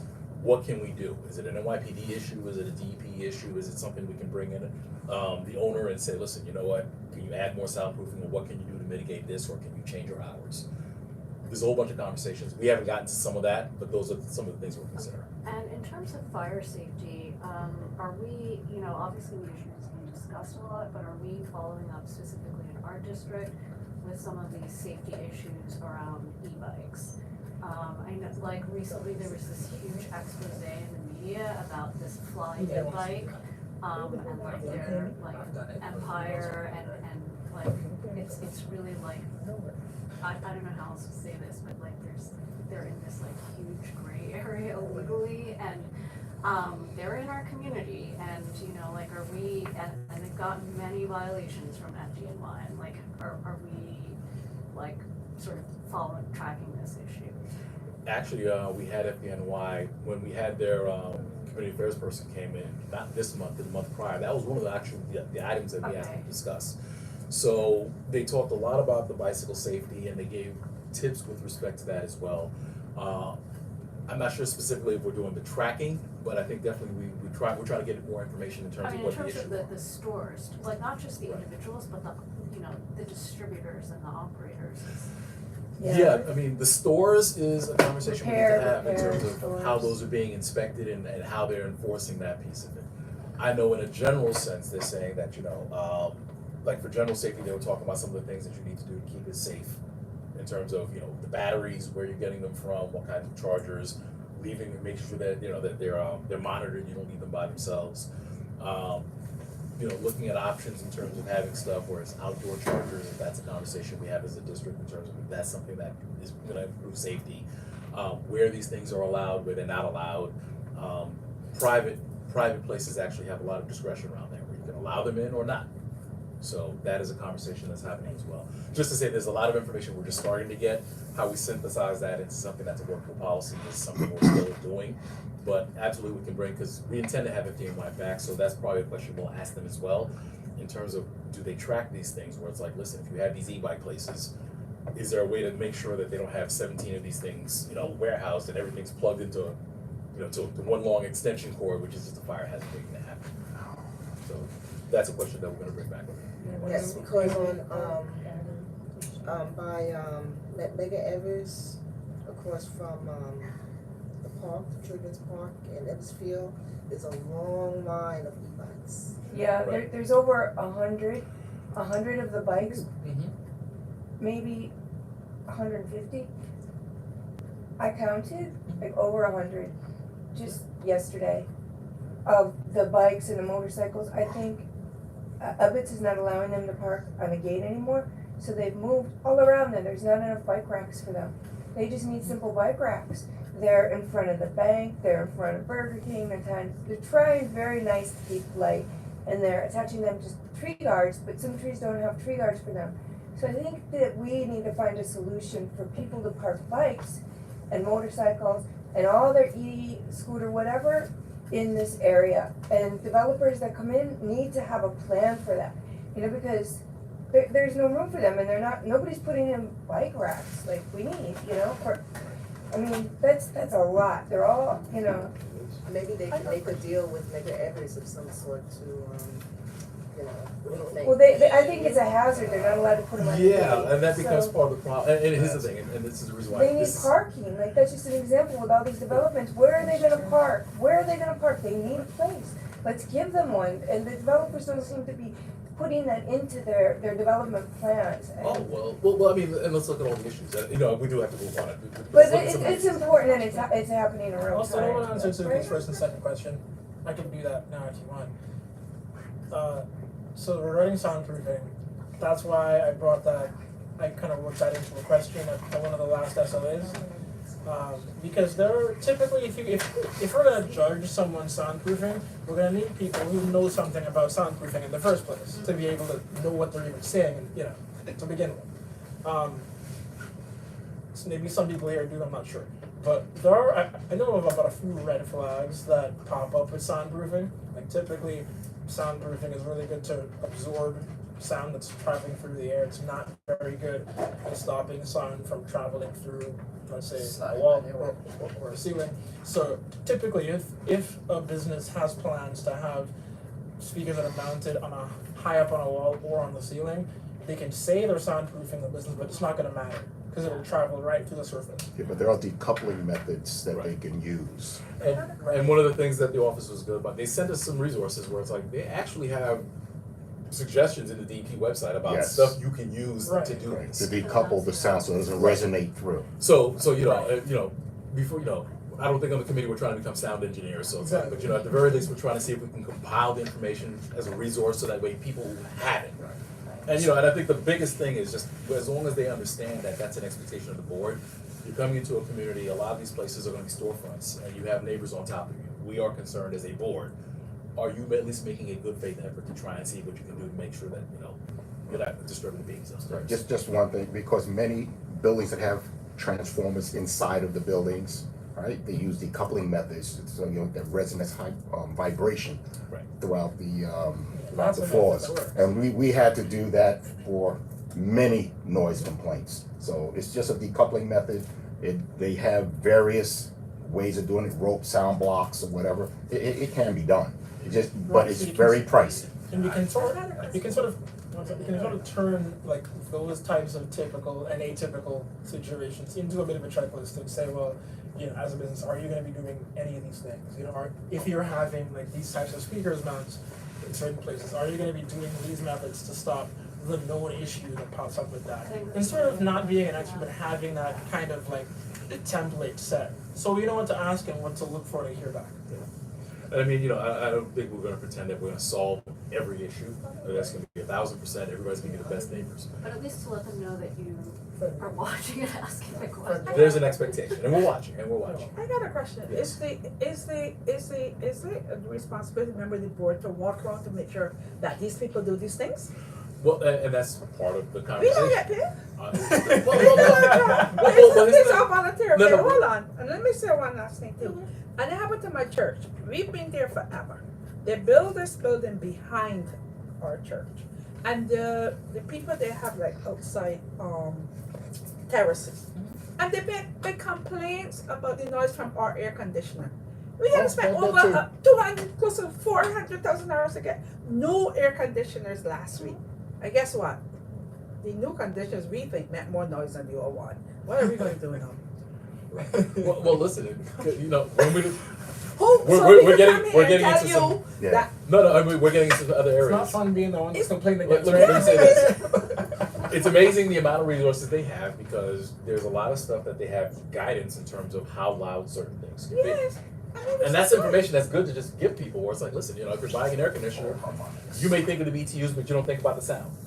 So that might be one of those things, not specifically under, maybe under But we public had safety, that could be one of those things, we or had more environmental money to protection be in terms of, experts to guide us. well, here's the thing, We live in a city, we, where do you expect it? right, Like, it's but, noisy, it's noisy. but to your point, That's the- what you know, to your point, and I think maybe that's one of the things, the questions we wanna get to is, what is a reasonable expectation? Because to your point, well, who's going to police this?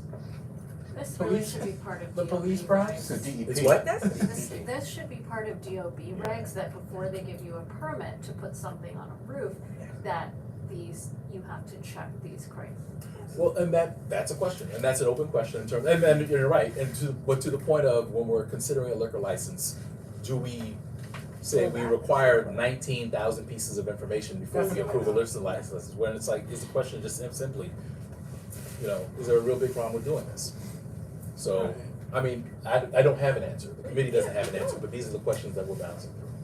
All right, I do wanna move, I thought that was Yeah, gonna be that was easy. good. I thought that was gonna be the easy. Now, All now right. I know I got more jobs than they. Okay, housing. So, housing has definitely been a question for the last couple of months. You know, I'm very happy to report to the executive committee that I think that, we were able to have the housing committee meeting this month. We've done some re-staffing as well, so there were some members, we had to, you know, because of attendance issues, remove members. We did have a number of members who joined as well, so I think we are appropriately staffed on the committee. I think we had full attendance at the meeting that happened this month. And, you know, I just wanna say thank you to everyone for all the efforts with respect to that. And I think it was a very positive meeting. First of all, I wanna make sure I acknowledge, Neighborhood Housing Services. So we had Mr. Tyrone McDonald and Ms. Dion Christopher. They came from NHS and they talked about all the variety of the services and programs that they run through their organization. And it's great because they do a lot of things between housing advocacy, tenant advocacy, housing preservation, tenant assistance, legal assistance, and a number of other things that have definitely been issues that have come up in the district. So I want to thank them publicly, and we are definitely, you know, they've always been a great partner, and we're looking for ways to make sure that we as a board publicize all the things that they do. I also need to make sure that I also recognize Good Shepherd Services. So Zach's last name? Churchill, thank you. Zachary Churchill was also there. So Good Shepherd Services is also in the space. They do a lot of stuff as well. Actually, let me make sure we publicize that. They do come to the district office and they do provide services directly from here.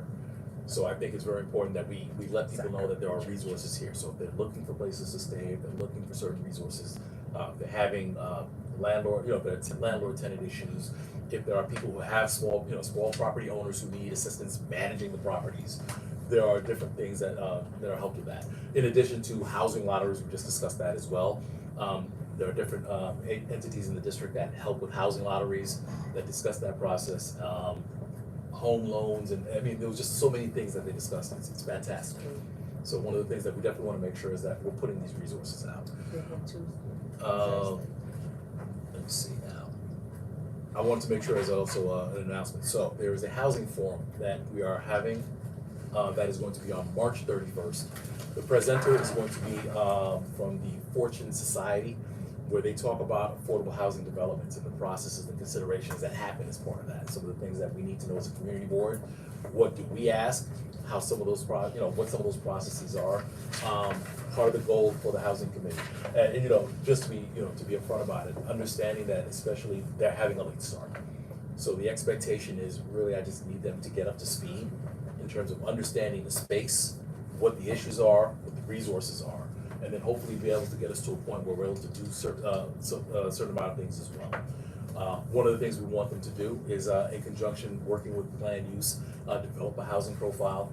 So with that information, and again, shout out to the district office, they were able to get us a lot of demographic information from various sources that the city collects. But we want to be able to understand what the demographics are in the district. We want to be able to understand what the economic circumstances are in the district. We want to be able to understand what the appropriate mixes should be. We should understand what the percentage of housing is versus the percentage of apartments and what those expectations are. How big are the families? Because one of the questions that comes up is if we're building developments that only have studios and one-bedroom apartments, where do families go? And especially if families can't afford to move out of apartments, then you have, families who are stuck in between, where it's like they're too big for an apartment, but they can't get into a house. So what are we doing in terms of building in the district to accommodate that? So those are the conversations we want them to have. Right now, we're trying to build that muscle, so they're working on that. As far as the chair, so I am still having conversations with regards to appointing a chair for that. I expect to have that done hopefully in the next week or so that way we'll have a chair that is appointed, that they'll be able to take over and do that. I did share that with the committee, and I asked that the exec officers also help with this, so that we don't leave them alone either.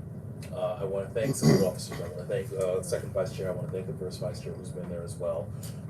So we've definitely had support from the executive officers, and they're going to continue to need that as well. So as we stand them up, so the idea being, get them up, get them running, start to kind of get into the questions and build up momentum, so that way when they come back in the fall, and I'm hoping to see all of them come back in the fall, they can really hit the ground running and really push forward and work in conjunction with the land use committee as well. It was a question that I wanted to make sure that I'm very public with that. I definitely would hope that at some point, housing and land use will be able to meet more often, hopefully in a joint situation, because I think that there are a lot of questions that really cross over between the two of them. Right now, it's probably not likely, maybe if it's possible, and that's the director of the chair, if it's possible to have a meeting or some kind of collaboration before the year is out, that'd be great.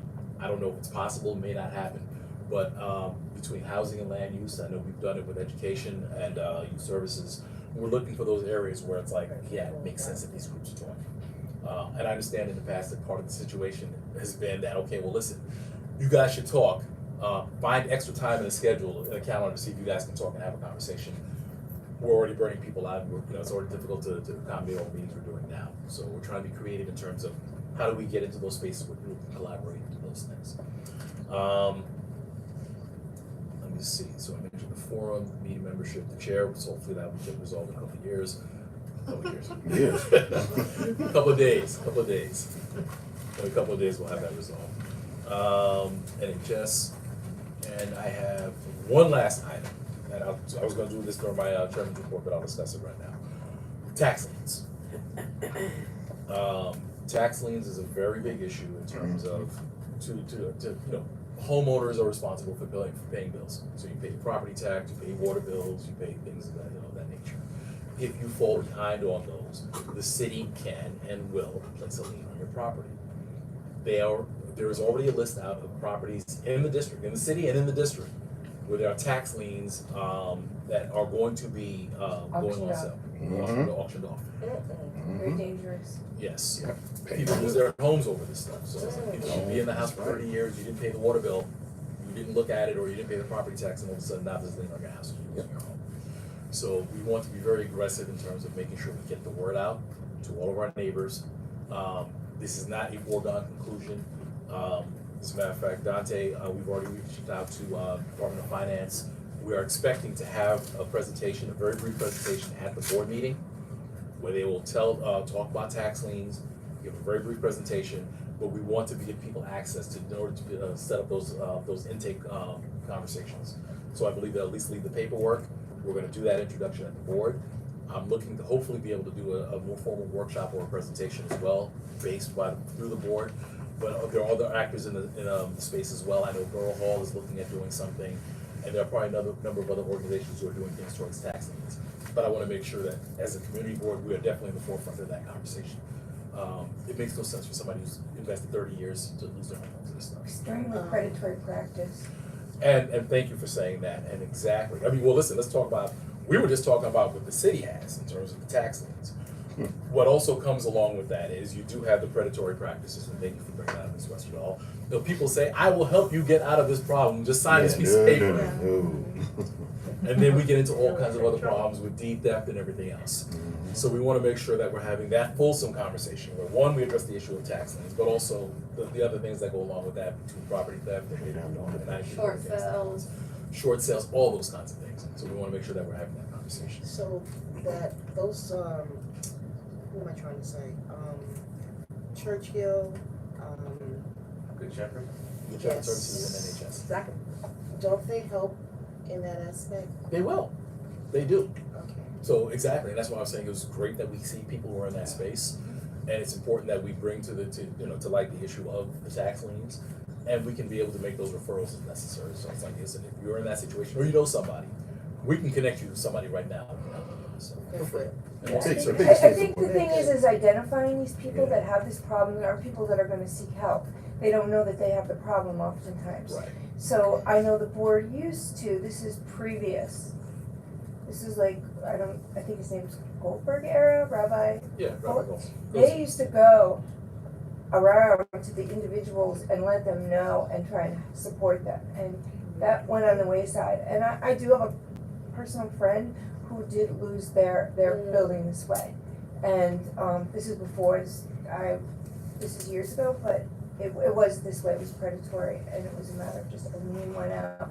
For me, it's a horrible process that can happen to people, and That's right. people are waiting to like grab that. So we have to help people. Definitely. And it's all over the country too. It's not just here. Oh my God. I'm sorry, Master, you had a question. With consideration to what you said earlier about, the offering of y'all time, are y'all able to maybe look within that database yourselves and maybe allocate to volunteers? I'm willing to support that, and maybe phone bank to let them know and see what direct support they may need. Because I also know there's like community orgs for people who've been suffering this from a long time, and they develop coalitions. And maybe as well, if they're willing to work with y'all, if they feel like it would result in a productive result or actionable change, then that could be collaborative to where you're not having to do as much work, which unfortunately a lot of times isn't any work, because even the politicians are saying, they'll try to do legislatively to do that same exact thing, to notify people if there's a change in the deed, they get alerted, but even then, they don't really have no actual action plan to change it, which we find a lot of times with everything, all of these committees, there's nothing really that is transformative with the issue. So that's my question. Well, let me see, couple of points in that. One, absolutely, I think we want to your point, I think we want to make sure that we're trying to get out there as much as we can. It's public information, but I've also heard sidebar and from other conversations where it's like, it's also one of those things, do you say Fred Baptiste goes to knock on your door and is like, hey, I saw your name on the tax lien list. So, you can get off the deadbeat list, let me, I feel a way about in terms of preserving dignity in that way as well. I think that sometimes there are better messengers to do it as opposed to having people go door knock with that. Now, I don't say not to. I'm not saying no to that, but I want us to kind of really think about what's the best way to do the outreach to make sure people don't lose their homes. Yeah. So that's why I said phone banking. And, I was gonna say ethical way at first, but like you said, it is public info and the point is to help. So the decision, that's null and void when it's a matter of the alternative. Right. So, like I said, I'm willing to volunteer. We could talk, if you're open to that, I can get those organizations, I know who they are, the coalitions, and they can do that as well. If it's a support with the community board, I think that's a great merger. Because a lot of times the people themselves are the ones doing the things that the government so-called assigns community boards, et cetera, to do to support them with the limitations of y'all aren't getting paid, to say it simple and plain, which already sets things up for failure. Not that you need capitalistic payment, but people without that incentive in a capitalistic society, a lot of things just end up talked about and not done. Well, So for that matter, when will you be able to let me know if that's something that can be done? Cause I know you finished with that, but I'm not really gonna answer if that's something I really want to do. It's hard, well, here's the thing, it's hard because then, even to the phone banking thing, because the information that I know you can get on the list is, you'll see the list of, probably get the address, you'll get the block and lot, whatever else. So you got that information. It's an extra step to say, I'm gonna get somebody's phone number. They don't include that. No, I don't believe they do. So to find out who the property owner is and to get their name, I don't believe it's something where they said Fred Baptiste owns this property, blah, blah, blah, and he's over here and his email is here. You don't get that much information. Might not be legal to do that either. You can find all that information Might on not be Biz. legal to do that. Well, here's the thing, and I want to be very careful about, you can find out that information. It's publicly available, so. Well, no, here's the thing, I don't know how much is publicly No, not like available. that. Not like that. Not You like can't that. just grab someone's phone They can, number and the address is public information, so they'll tell you the address of the place that has that. Much more than that is probably gonna start going into places where it gets a little bit, I wanna be respectful and careful with that as well. Yes. And it may not be accurate. It may not be accurate, and then, remember, we just finished talking about deed theft and all kinds of things, so it's like, I don't wanna jump into a space and So in confuse this people. conversation, are we including the council member Crystal Hudson then? Because it seems like at this point that will require her assistance. Cause she mentioned that, she was the one at her. No, there's a number of places, there's a number of people in the space who are doing this, so I wanna make sure, us as a board, that we are definitely in there. Borough Hall, like I said, I've been contacted directly by Borough Hall, and they wanted to make sure that they were doing certain things and providing resources as well. It's how we do the outreach is the thing that I wanna be very careful about in terms of, I don't wanna deputize people to go find out, I want everybody to go on Google and find out everybody's phone number. So do you know when y'all would have the finalization of the way y'all would like to go about it? And what committee would that be further discussed within? We're probably not, I would probably say it'll probably be on the discussion, because the lien sale is actually scheduled for May 20th. Well, there. So that won't be further discussed within one of the committee meetings? It'll probably come back, Which committee? The probably for executive? housing, probably in housing. I think the biggest thing is just I think you just have to look awareness and do it. up front, Right. right? That's the biggest May thing, 20th. because Right, I got Benny over. not many people are aware that you could lose your house because of a water bill, Right. right? Many do not know that. Oh, wow. Right. Just a water So we might bill. need to keep So- it like a public meeting and invite people. And that might, Open yeah, it. I mean, we kind of need to look at the ways that happens.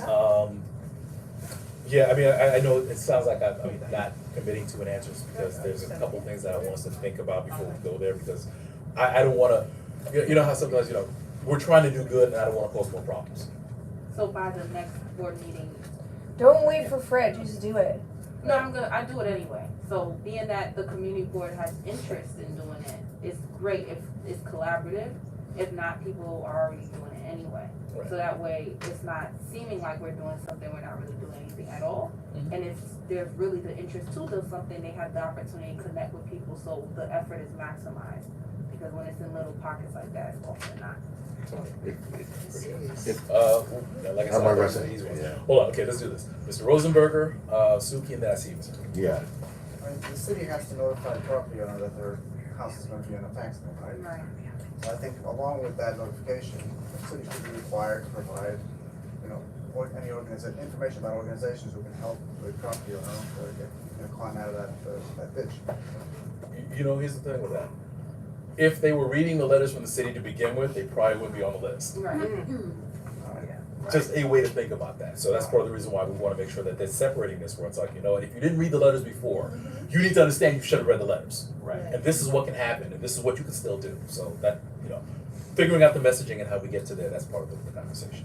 Suki, go ahead. So yeah, I just wanted to say along the same lines as Benny, in place of foreclosure, they send out they're required to send out multiple notices. And this is as a result of like changes in the law that advocates fought for, and they're on colored paper in font that's required to be a certain size, and it says like first notice, second notice, and you're supposed to have at least one hearing before a judge, which gives all the parties chance to come together, and then at that point, the judge can recommend that, you know, you work with counsel or whoever to get some help, and so like it sort of like slows the process a little bit so that you have the and tries to bring you in front of someone who can tell you, go get help. And it, you know, it's never gonna catch everybody, but I have seen it work somewhat. And so like I think the board can definitely advocate at a policy level for, you know, some of these things to take place. And, you know, if there are organizations like NHS or whatever, like we can ask them, do you have a commitment to this area to, you know, like a certain amount of resources? But in terms of like what you all can do on your own, like obviously if you are personal friends with someone, it's easier to bring this stuff up. If not, like maybe at your block meetings or something, you can bring up this issue in general, like you were saying, just like this is educational, and you know, odds are like the person who has this issue isn't showing up to those block meetings, but you can do what, you know, you can only do what you can do. So that's No, absolutely, thank you for those points. Mr. Herbert, any other? Just quick. So years ago, my parents learned about tax liens when they first bought the house back in 1966. Right, was at a PTA meeting. Right, that's what they learned. They also found out it was also reinforced at the church. So if you want to get the biggest bang for your buck, to be proactive, if you make up flyers, you go to the pastor, you go to the reverend or priest or whatever, and you say, hey, can you give this announcement, or even someone just speak, you will get the biggest bang for your buck right there. That's it.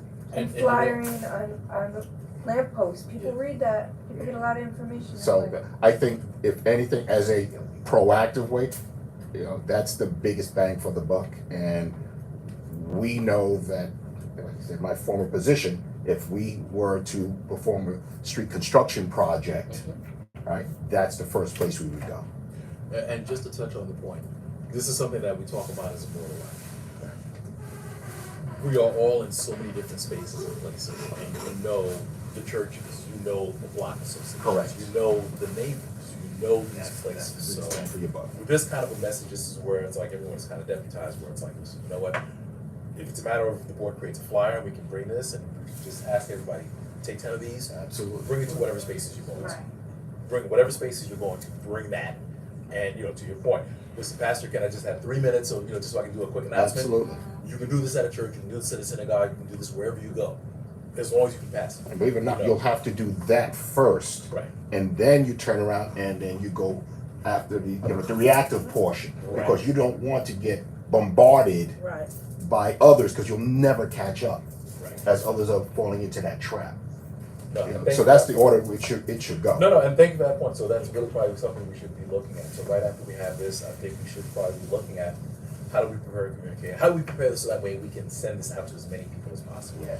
And again, everybody here is deputized. And to the point, I guess you were asking how we can do this. Right. If you're willing to do something like that, that would be great. Whatever spaces and places you Yeah, are that's going really to. what I was asking. Right. I was gonna add that on, but I didn't wanna talk for too long. I was thinking, just as a recommendation, and y'all could decide to assemble like those pivotal staples in the community. I was thinking Mayor Evers, et cetera, to where it's, like I could do it, but the flyer will be great, but it would be more respectable if it's a rep from CB9 and it's a campaign.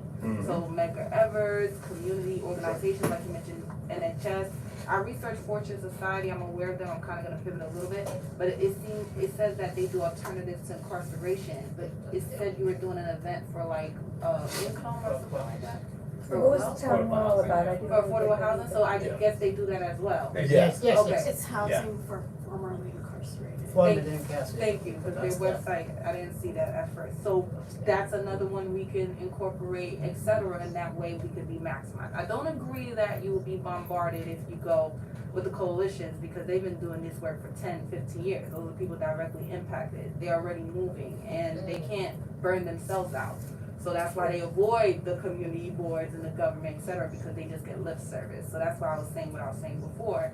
When you combine, now you get their insight of what actually works for them and their resources as well. It's a combination, it's culminative. Yeah, no, I mean, and this is the thing, is these conversations that are gonna help us get to where we need to go. So I appreciate everybody for that. I know we need to move it a little bit because we have to finish, wrap up. one thing I want to clarify, where are we having the housing forum on March 31st? Housing forum is gonna be at March 31st, it's gonna be Brian Cunningham's office. Brian Cunningham's office. Oh, okay, okay. Yes, thank you. Okay, and the notice will go out, and like I said, I would encourage as many board members to go as well. I've already asked the housing committee to show up, but as many people as we can to bring out to this. Mainly because again, I think development is a big question, and it's good that we have somebody who's in the space who can talk about what goes into that conversation. Because that'll help us as we're going forward. If anybody comes up, or we know what to ask or how to ask for things as well. All right, I had no action items for public safety, no action items for housing. Except for tax lien, that was just the announcement for that. All right, Dante, you have a report? Wait, before, cause I know you were talking about action items, did you have one for land use? There were a couple of action items that land use to discuss before, yeah. There's a couple of motions that we're gonna discuss. If this is an appropriate time to discuss it, you can let me know, but did you already discuss the letter to Crystal Hudson? We did. We did, yeah. Yes. Wait, it's done? You said you were gonna talk about it again. Yeah, we discussed it, and when we get to the voting session when we get to setting the agenda, we'll discuss that. Because there's a couple of points that we need to discuss. Thank you. And the transportation with the parking tickets, We discussed that as well, thank you. for you all. Yes. Yes, we discussed that as well. All right, Dante, go ahead. All right, I'll try to make this as quick as I can. DOT is proposing to amend rules for the city of New York to decriminalize jaywalking, aligning New York City's traffic rules with certain sections of the administrative code. DOT will hold this public hearing on Thursday, April 17th at 10 a.m. via Zoom. If you're interested in providing comments, you can email rules@dot.nyc.gov. Again, that'll be online.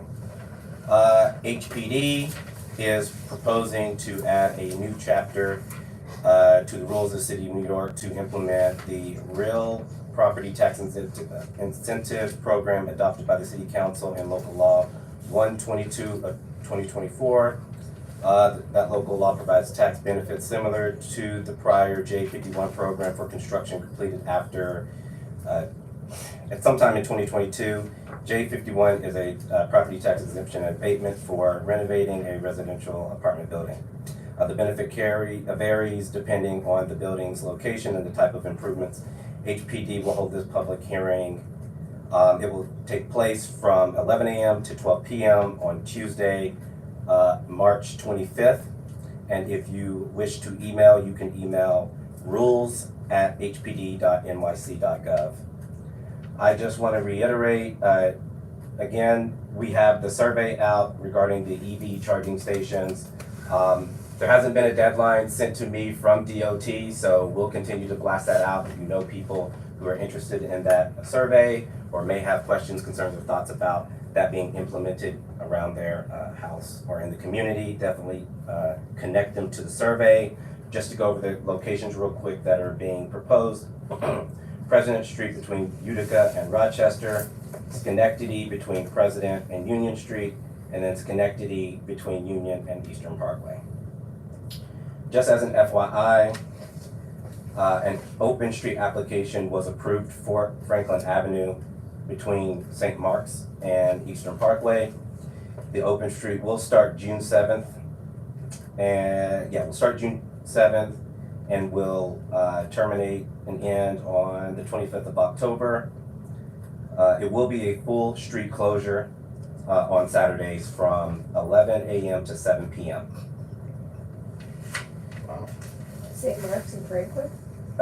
Yes, Franklin Avenue from St. Mark's to Eastern Parkway. Isn't that outside Yeah, but I just wanted to FYI because people travel, you know. Also, you've heard it about the lien sale. That's going to take place March 20th. Folks will receive warning notices in the mail 90, 60, 30, and 10 days before the sale. If you are receiving this notice, you must take one of the following steps by May 19th. Your options are pay what you owe, enter into a payment plan, apply for a property tax exemption, submit a lien sale easy exit program application, or submit an emergency repair certification. For more information, feel free to reach out to the board office, and as we get that, we'll disseminate that. Composting is mandatory. Enforcement begins April 1st. All residents are currently required to separate yard waste, food scraps, and food soiled paper from trash and recycling. Starting April 1st, property owners will be subject to these fines. Just on the administrative side, unfortunately, we had a couple of fires in our district in the month of March.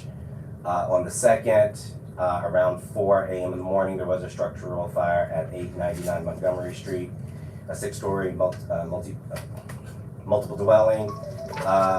There were 0 civilian injuries reported at that fire. There was another fire on the 8th in the evening at 901 Washington Avenue. That fire did have 1 civilian injury that was reported, and that fire was then placed under control.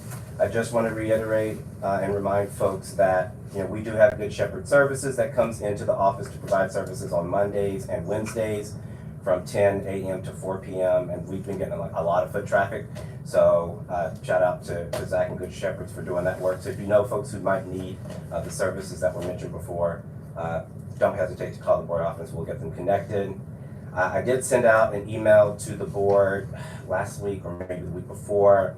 DCP had a recent press release basically updating their housing database across the city, and basically 34,000 homes were created in 2024. So I sent that out to the board. Take a look at it. It's actually a really good model to use. You can see, where all the housing was created. I think it breaks it down by community district and council district. So, Why didn't you see that? Was that a separate email? it was just a separate email. But if I didn't, I'm pretty sure I sent it. But if not, I will be sure to send it out. Okay, perfect. So it went out. So definitely check that out. It's very useful. And then we have been receiving, for some reason, a lot of complaints regarding broken catch basins. So DEP has been pretty responsive since they now have a new borough commissioner. So they're extremely responsive, so that's nice. So if you've seen broken catch basins, just reach out to board office, take a photo. That helps a lot, so we can get that replaced faster. Yeah, they're ripping them out and stealing them. And that's happening a lot in my neighborhood, like maybe. Who's doing it? Scrap metal guys, they just take anything, they take There's- manhole covers. They're ripping out the whole iron thing, and sometimes they try to steal it and don't get away with it, and it's left in the street. Mhm. No joke, I have sent pictures. Mhm. So it's happening a lot on Bedford, Sullivan, Empire, up Bedford towards Bank. By Dunkin' Donuts, they stole maybe 8 in that area. On Washington? I don't report every one, but there's, and then they put in like a wood thing sometimes. Whatever you have pictures of, let's just share that. I've been reporting it, but I haven't reported them all because it's too much. I can't make all. Well, no, I mean, what's good about hearing about this is it's listen, I think going back to the public safety thing, sometimes we hear about, okay, well, listen, when they were stealing catalytic converters, this is something now, it's not just an EP thing where we would have thought it was EP. This is NYPD needs to get involved, because Yes. apparently there's a ring of people trying to, scrap They metal, whatever. dragged one out into the street and left it. Right, we and that's what I'm right saying. by my house. We brought it Because back. they're And there's the Heavy reason as why. hell. So there's a rash of this stuff going on, so it's like, that's the reason why we need to make sure NYPD is aware of this and that they are doing something about that. And then they have to put them back in so they're Right. at least at one. We saved one. Well, putting them back in is absolutely necessary, but we need to make sure that they're Yes. being It's diligent at very watching hard. who's ripping this stuff out. If it's not round, it's hard to You put got down. that cameras in your street? Nobody have cameras? What? Nobody have cameras in their houses? It was not captured on a camera. No, of the neighbor that lives there. They didn't. Okay. They either their cameras broke or they didn't want to show it, but it was done. But it's good when we I know sent where the these things are pictures. happening. It keeps may happening. be a good idea for the block to invest in cameras, because some blocks association has been trying to do that. They get together. We're not have a gonna camera buy cameras because for the whole block. NYPD, a lot of times there's a shooting. But They that's come what he to didn't almost- do. Yeah, they come to almost everyone to see if they could find your footage, but as a block, if you have a block association, this is unusual. Yeah, we have a block association, but people didn't want it either. Didn't have or didn't do it. So, This is happening all over. I apologize, I don't wanna cut off the conversation, but we do Thank need you. to move forward a little bit with that. But, I mean, but thanks for bringing that up, and Dante, maybe we should have that conversation with December first, in terms of, yeah, listen, there's a rash of these things happening, so thank you for bringing that to our attention. Just tell them to talk to the local scrap metal. Tell us to talk to They're them, not They, gonna. they may need to. It makes sense. Yeah, yeah. Well, here's the thing, They'll- but they'll now It's figure that, it been happening out. for about a year. and they'll lose Makes that, sense. Sorry? DCA It's license. been happening back. for They about don't a wanna year. do The that. first one that went was the one by Dunkin' Donut right. on Montgomery. Yeah, and that's the thing, I mean, I see these things happen, I see it, I don't necessarily put two and two together, We used to so tap that's over why it's that. good that it's coming up. Can't steal 'em. Because now we can start saying, okay, no, there's something bigger going on that we should probably be bringing people, bringing their attention to it, so thank you for that. All right, any other questions for the district manager regarding his report? No, that's good. Okay, seeing none. All right, I'm gonna keep this very short, I think we talked about most of this stuff. One, I just wanted to bring to attention downstate. So, downstate, the community advisory board was supposed to have 3 hearings, and they were supposed to go back and develop a recommendation that was gonna be given, I believe by March 31st, by April 1st to the governor's office. It was supposed to go to the legislature.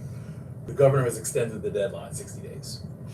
So I believe it's June 30th is now the deadline for that. There's probably going to be another, at least one, hopefully two, at least 2 more hearings in this, in terms of that. And I think one of the things that I've been having conversations with my counterparts in CB 17 and 14, and we've been saying there's just definitely not been enough transparency about this entire conversation. This is an issue when we first started talking about it last year. They said, oh, we're gonna close downstate, come up with some good ideas of what you want. And we're like, what are you talking about? So right now, there's about $750 million that is committed to downstate.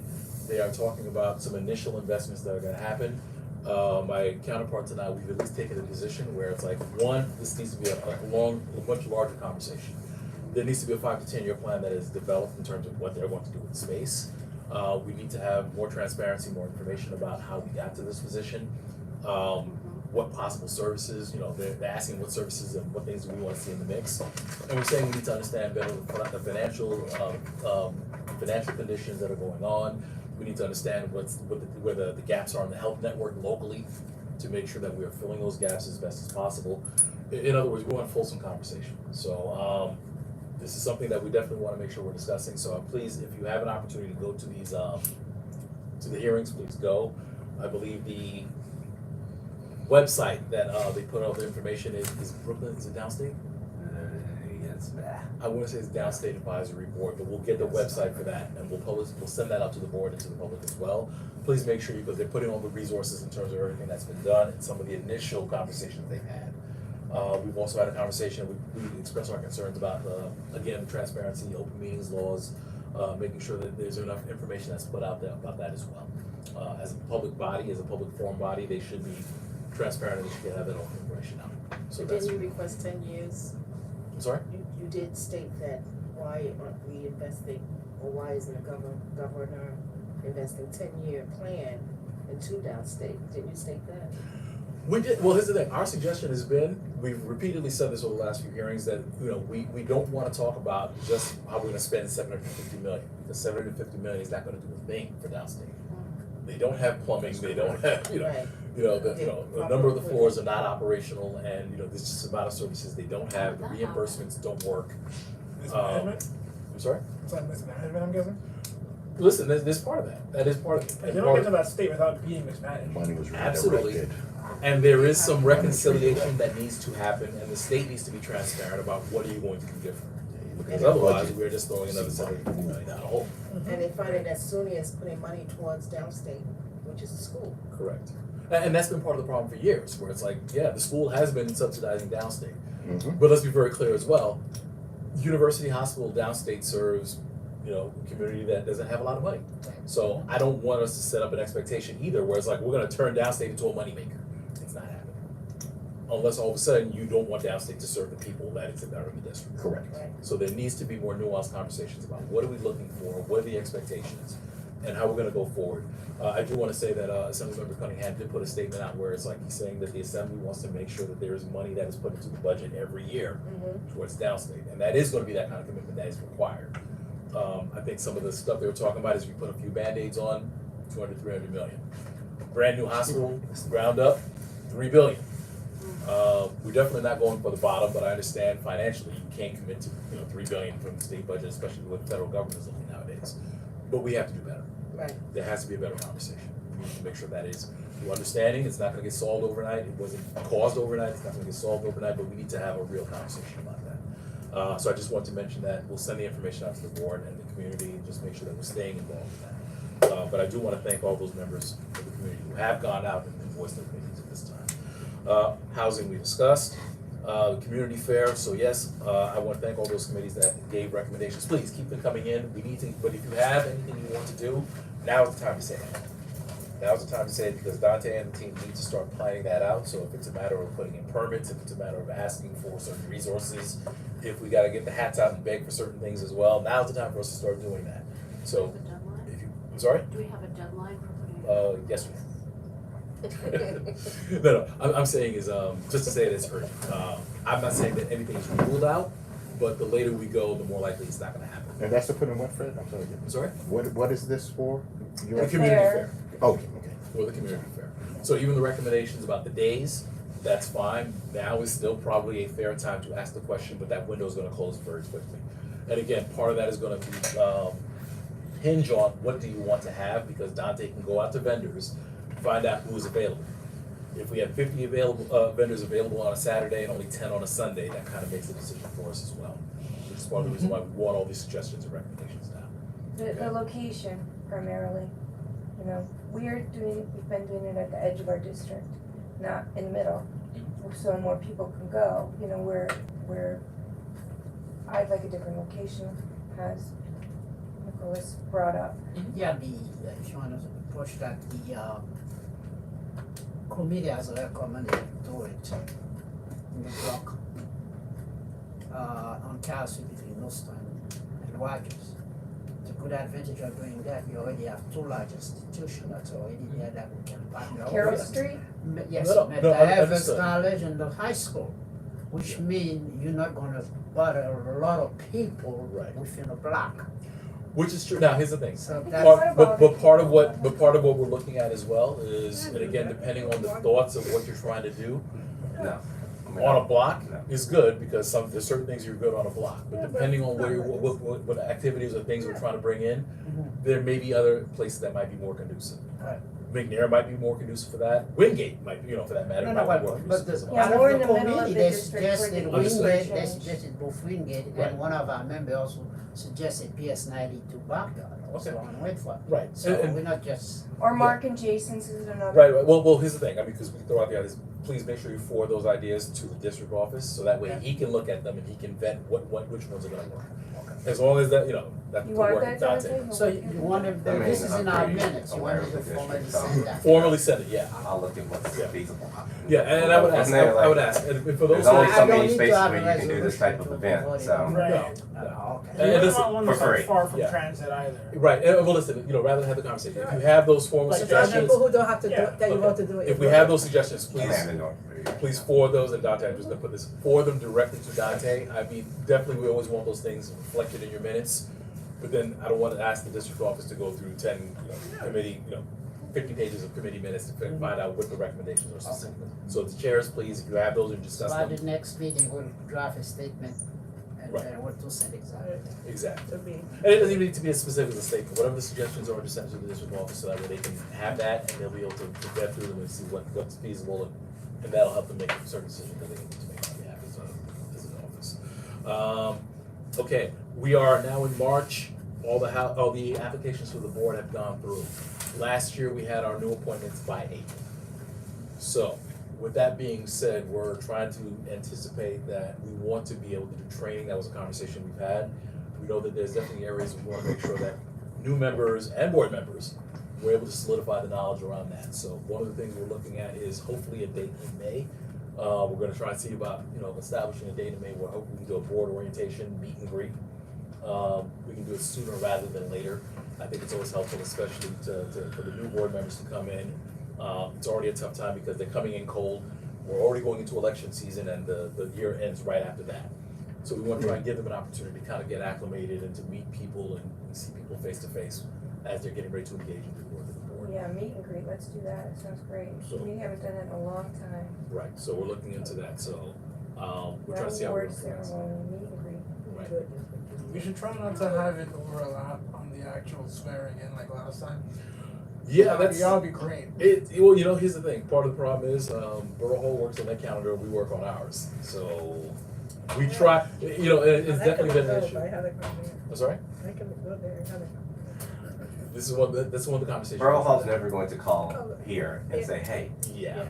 No. hey, when should But we, you- that's never gonna happen. That's I not- just want you all to be realistic. I'm saying Right, it's a Yeah, hard- they just plan their Yeah. things, and then you all as board Yeah. members actually probably get it before I do. Alright, Everything's well, not you know, over that. so like- we should so let you just know kinda that like, we should plan here our we thing are. it on a different day. Well, here's the thing, part of Let's the just problem is, ask them, I'm sure. part of the issue is they don't always have their plans, and some of their plans are Right. dependent on other things, so the Yeah, thing that's is, why, yeah. the best we can do is we try and be upfront as much as possible. We're trying to look at possible dates. We can reach out to Borough Hall and see if they have anything solidified. The intent is never to crash. It's just that Borough Hall deals with 18 different boards. Yes, So nowadays. whatever date they're gonna put on, they're gonna piss somebody off. Yes. So- Right, I'm just saying we should dodge the date if they have it. Absolutely. Because we Well, Well, I want mean, to, like, if we want attendance, it's. I'm just gonna tell you straight up, if I put in all this work, and then we have a date, everything's set, Yeah, I'm not that- moving it for borough president. Right. I'm just gonna let you know, I'm not doing that. That's true, I agree. But we'll do what we can in terms of trying to, I'm just saying, Right, we like, will you likely know, he end hasn't with showed a- up to any of them either, so like, I'm not moving it for him. Woohoo, all right. So the board orientation, all right, we talked about the housing forum, it's gonna be on the Caroline's not 31st. the borough president. Right, it's gonna be on the 31st, that's going to be at, oh gosh. we just Brian talked about- Cunningham office. Thank you, Brian Cunningham's office. Tax liens we discussed, so again, there's gonna be a presentation, that's an item, for the agenda. Last thing I wanted to talk about very quickly, Mr. Allenor, just because you brought it up. Looking at the clock, time management. 5-minute report, let's see. Exactly. Well, no, here's the thing. Just, and Mr. Amador, this is a little bit of catch up just for you as well, because definitely we're, it's not lost on us in terms of making sure that there's a couple of votes we haven't had. There's a couple of times we lost quorum, and a number of other things. We don't want these meetings to drag on, and then not to mention, we just have an automatic constraint of, we only have the place until 9:30. So, part of the things that we've been trying to institute. When we do the schedules, what we are trying to do is make sure that, one, there are time constraints on everything. So we are timing it, so in terms of, there's a presentation, it is given a time frame. Public commentary, we already know is 30 minutes. Acknowledgements, we are limiting to a certain extent as well. They've been limited, for years, so 1 and 2 minutes. Right. They've been Let me limited. finish the point. What I'm saying is, we're trying to make sure that there are time frames that are established for every piece of the agenda. As well as when we go into the business session, understanding that there are certain reports that are gonna be limited. The district manager and I are going to try and submit our reports in advance. We are going to take questions, and we're not gonna go through the entire thing, so hopefully those are much faster, and those will be limited. Now, when we talk about this, part of it is, members have to be respectful of the times. Yes. Understanding, we don't have the luxury of saying we're gonna spend 15 minutes.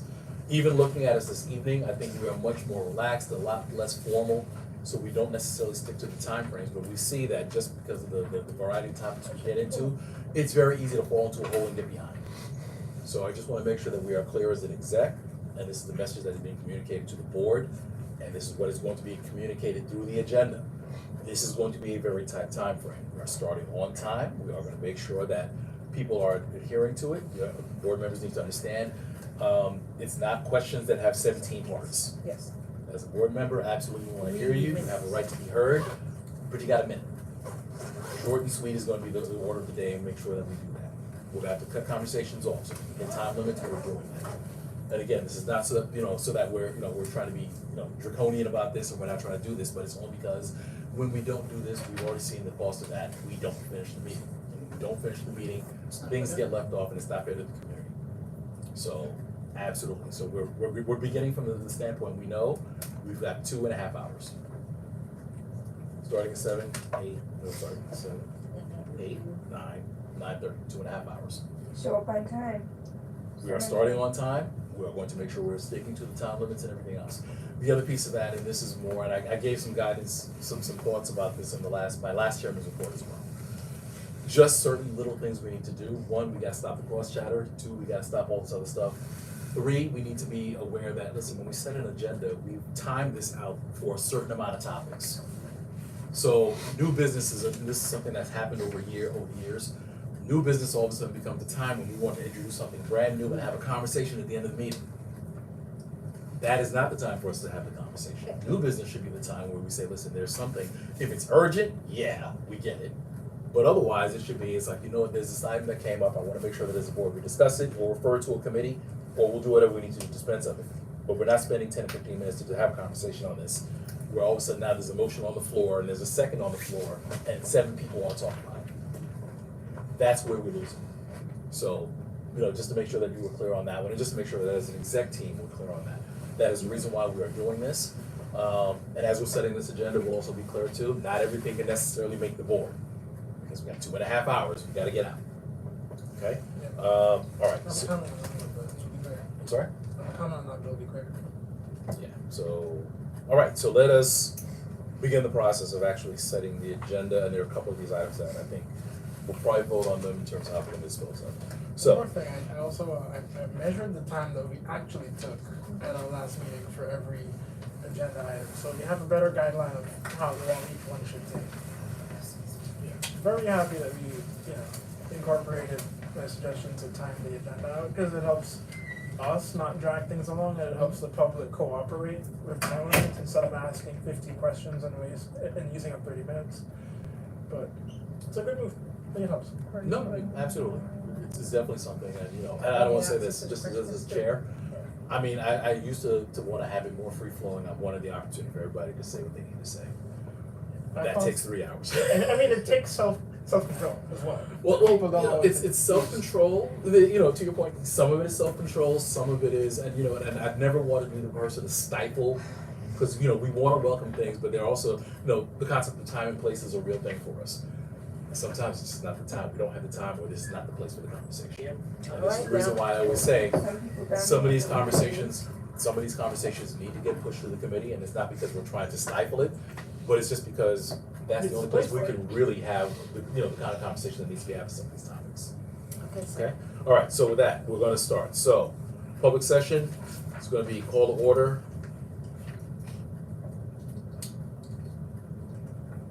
And we'll put the times on after that. Call to order, welcome.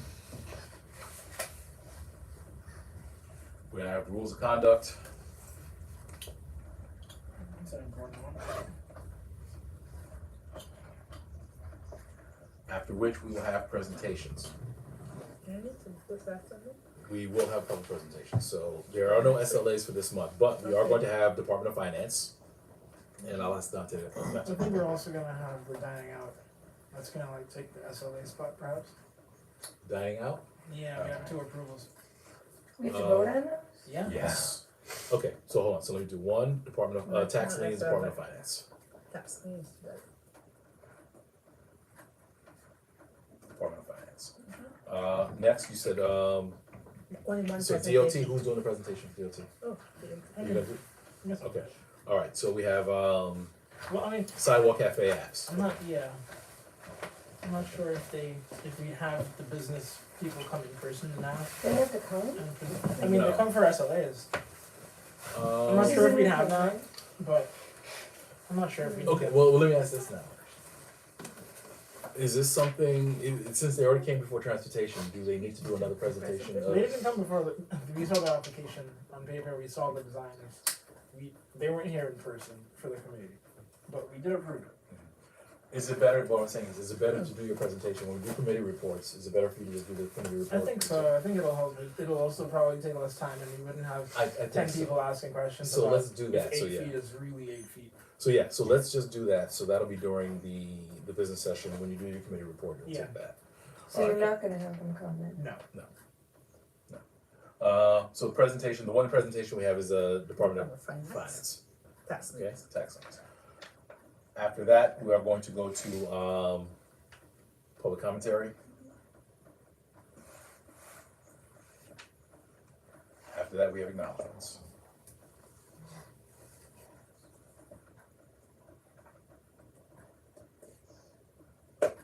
Okay, then we go business session.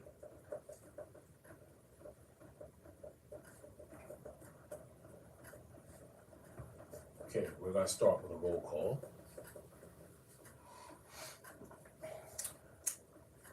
After that, we are going to have, approval of minutes for February.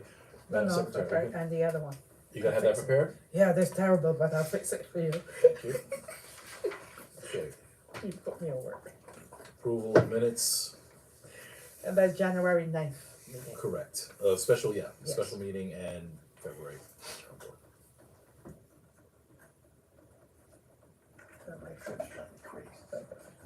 Just drive me crazy for the past half hour. February, general, Every day here. okay. After that, we are going to go to committee reports.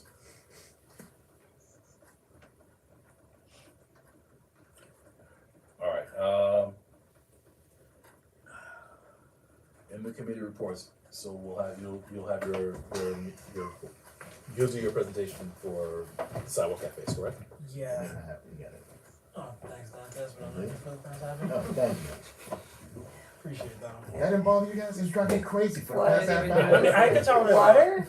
Yeah, I can tolerate driving all me that, crazy for the but- past half No, hour. no, I didn't even notice it. What? I agree. I didn't know because the clock, I think the Yeah, clock the is clock on is our like- phone, I didn't notice. Sidewalk cafe apps. So Yeah, there's gonna be the two of those, correct? yeah. Okay. We might tentatively also do the letter for the U-Hauls.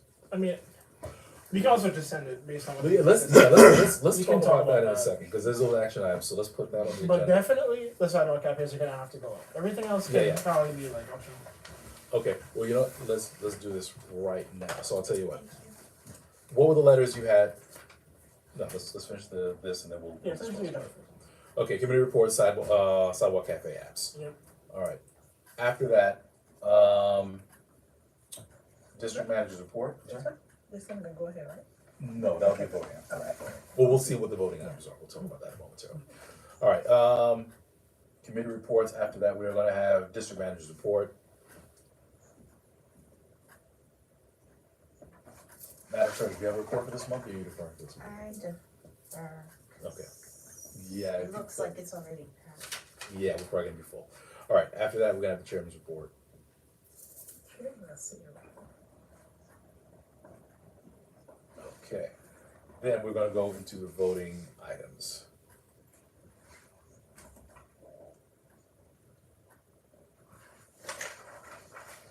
Alright, here we go.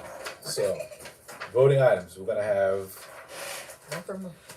yeah, so there's two sidewalk cafes, so sidewalk 1 and then sidewalk 2. And we'll give the information to the office. Yep.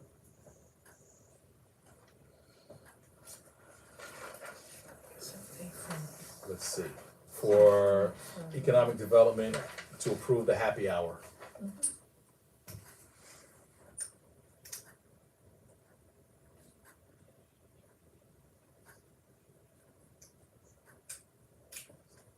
On 428, okay. Nothing to change for youth services. All right, transportation, automatic toilets, Yep. I mean, that's another item too. We have to vote on that too? It's a recommendation, so yeah, that's what the board does. Yep. We vote on it. It's not a resolution yet. yeah, automatic toilets, sidewalk cafes we have. All right, now there's two items. We're gonna leave these off here for now. So I think the letter, Yeah. the U-Haul parking, Yep. and the buses, let's handle that separately. I think the board, I think the exec can handle that and just authorize the district office to send that letter. Okay, Those nice. letters. On, Lincoln. Lincoln. I Lincoln. Yes, U-Haul, all right, What else are we gonna do? yes, okay, so number 5, we're gonna bring back, Ms. Almer, we're gonna bring back your resolution. Yeah. Okay. Two under things, I got everything. It's sitting in buses, it's just Right, thanks. Okay, Yeah. parks resolution. Right, it's the bus drivers just sitting in the buses. I'll get it up and get it. So, Okay, so it's park resolution. Land use, okay, land use we have, okay, there's one letter to request council, well, two parts. You had the one letter, but you want to request her presence at the meeting. And then the letter for the affordability. report, right. Yeah, so to, So that everybody got that one? So it should specifically include to choose the inclusionary housing options 3 that targets affordable housing at 40% AMI for her direct presence, not her rep, at the next land use committee meeting on April 8th, and to discuss the vote on the Empire Boulevard development on April 19th. So all of that should be specifically included in the letter. That we're going to And discuss. a meeting with the committee, the Right, community as well, an additional meeting with the community. right, we're going to discuss that right now. So those are- So the motion Yeah, that the the committee motion right voted here. on is here. It's right here. No, that's it, no. Right. No, and what I'm saying is there's two pieces to that. Here is the second piece. Right. A letter for the presence of, requesting the presence of the council member. Mm-hmm. That's fine, that's one piece of it. The second piece of that is the one that's questionable, is the question mark. Right. This is right, this is up there.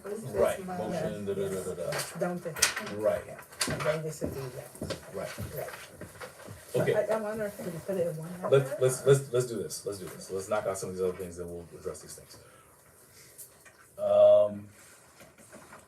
First, can I get a motion, to direct the district manager to draft a letter of addressing the U-Haul parking situation, enforcement? Felicia Robinson make a motion. Okay, we have a motion from Felice Robertson, Second. second from, member Rosenberger. Okay, any questions? Who's the letter being sent to? This is gonna be sent to, Do it. NYPD, well, listen, NYPD, CCDOT, and any other relevant agencies. Yeah. So this is NYPD has, I got this complaint a while ago.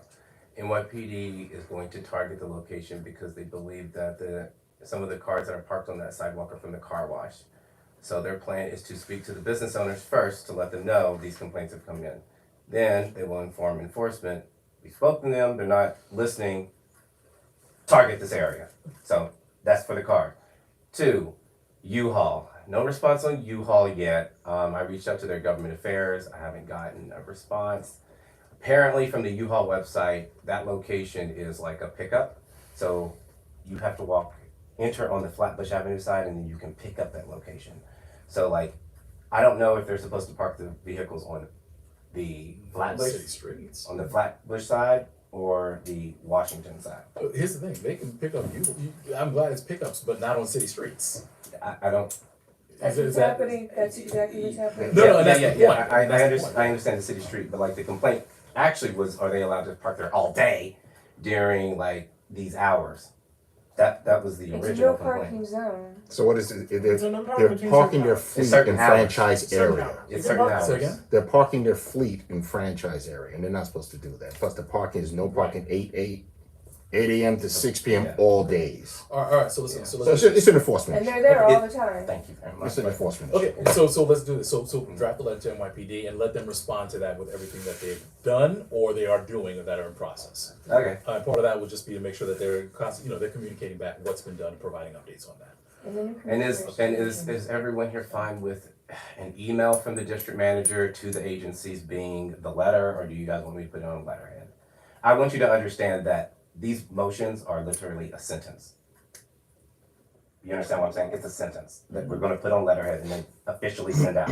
So I think it would be more prudent to just put it as an email to the agencies. Right.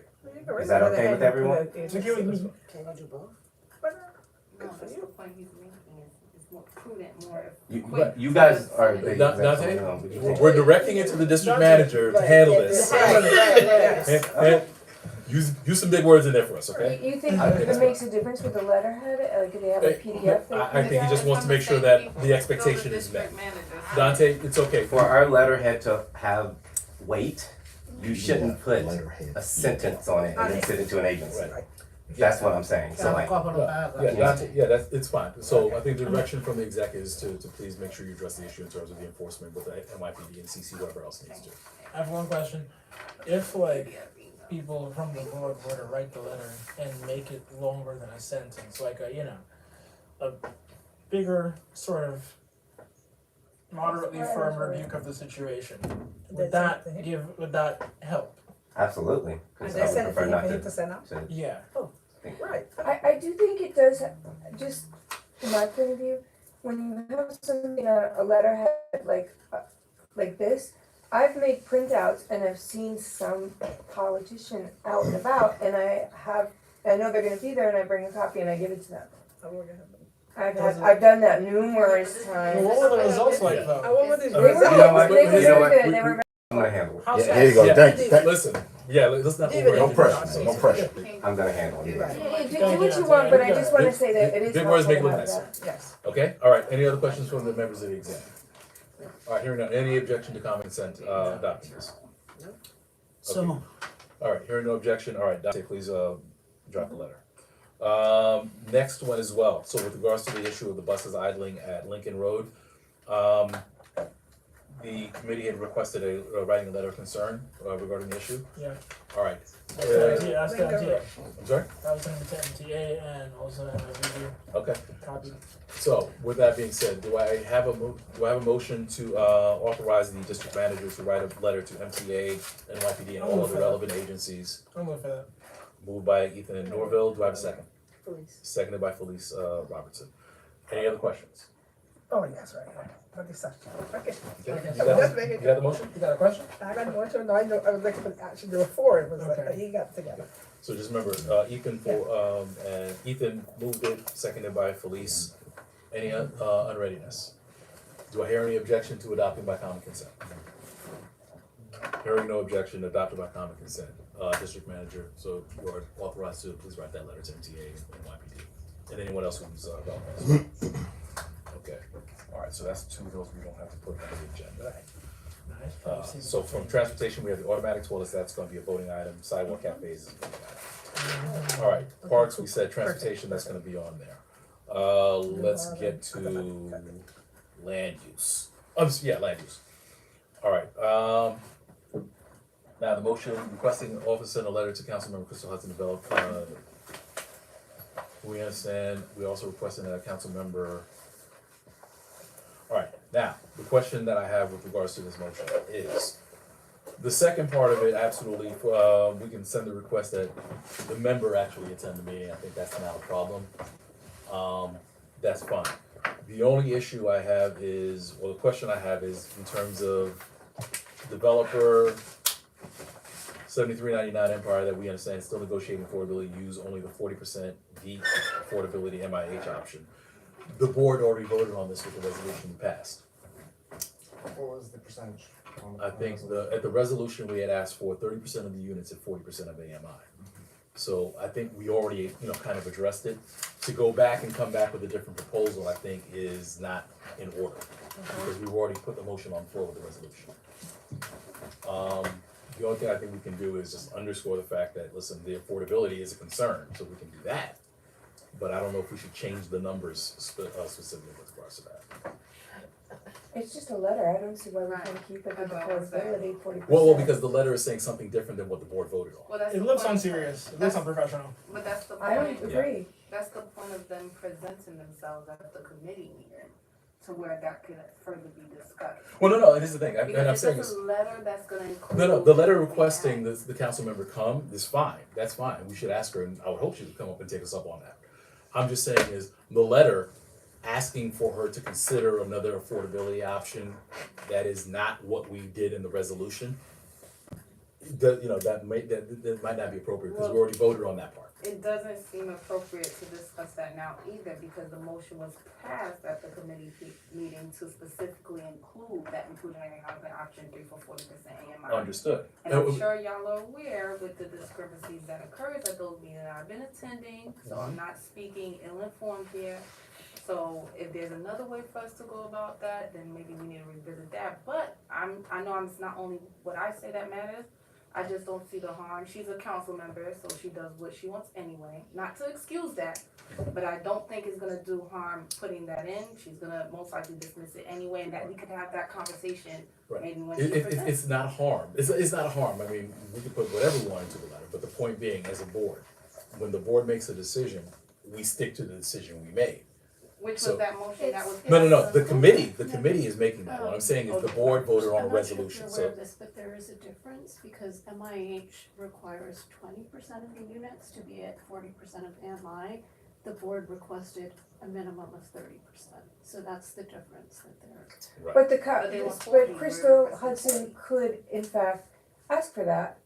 She could. She could, but what I'm saying is the board already asked for one thing. We're not gonna change our mind and say, oh, listen, we told you one thing, but all of a sudden now it's a different thing. Why not? We went through this Because other we already, process. no, We can change exactly, our because we mind. went through the process and we voted on what it was. The motion was put on the floor, what was the, because the question was on the floor for a minute. What was the affordability we wanted? As a matter of fact, we went from just saying, make it affordable. When the specific request came in, say, put a number in there, and the number the board voted on was 30%, At 40%. at 40%. Yeah. So what I'm saying we is, are that's we what the did board ask formally for voted. 40% of AMI, but we just asked for a higher percentage of the units Right, than what MIH mandates. Right. Does that make Right. sense? Better than this Yeah, motion. so, right. Like- The motion kind of Yes. goes back, as a matter of fact, it's probably a worse deal than what we asked for to begin with. Right. So we should probably be asking, continue asking for that. I mean, I think it's absolutely appropriate for the board to insist on it. We said no, we said what we said. 30%, 40%, make that happen. To your point, the council member is going to do it, what she's gonna do at her discretion per her office, but I think we should be consistent about it. We said what we said. And hopefully she takes that and she honors that. And let's ask her, is this gonna ask for a meeting with her? No, we're gonna send a letter, and I just wanna do that. 'Cause I Like think- for her to hold a meeting for the whole community, not just, that was. That's not exactly what No, happened. that's The motion shifting was- the responsibility to a different The person. motion that we passed. You're asking someone else to do our work for us, that's not appropriate. Right, okay, so let me ask this. People Is there any, okay, let's do this very quickly. Is there any objection to the district manager, writing a letter to the council member requesting her to come to the next, No. No, Okay. because they want that. all right, so that's common consent. Yeah. So Dante, please draft a letter to the council member's office with that. With respect to the other piece of that, it's probably out of order because the board already voted on the resolution. So it's not, it's not in order for us to reconsider. so what about the vote for the Empire Boulevard development on April 19th? Cause I see that's not written down here. That is, it was announced that the vote is happening, but there's nothing else for the board to do at that point. The Show. CPC vote is on March 19th, Mhm. but it's not a public, the public can watch, but they can't Right. participate. There's no other testimony for us to do or anything else at this point. So just to be clear, Mhm. because I know that when we're actually dealing with these matters, those conversations that take time is because we end up demanding for things that is further discussed in the meeting.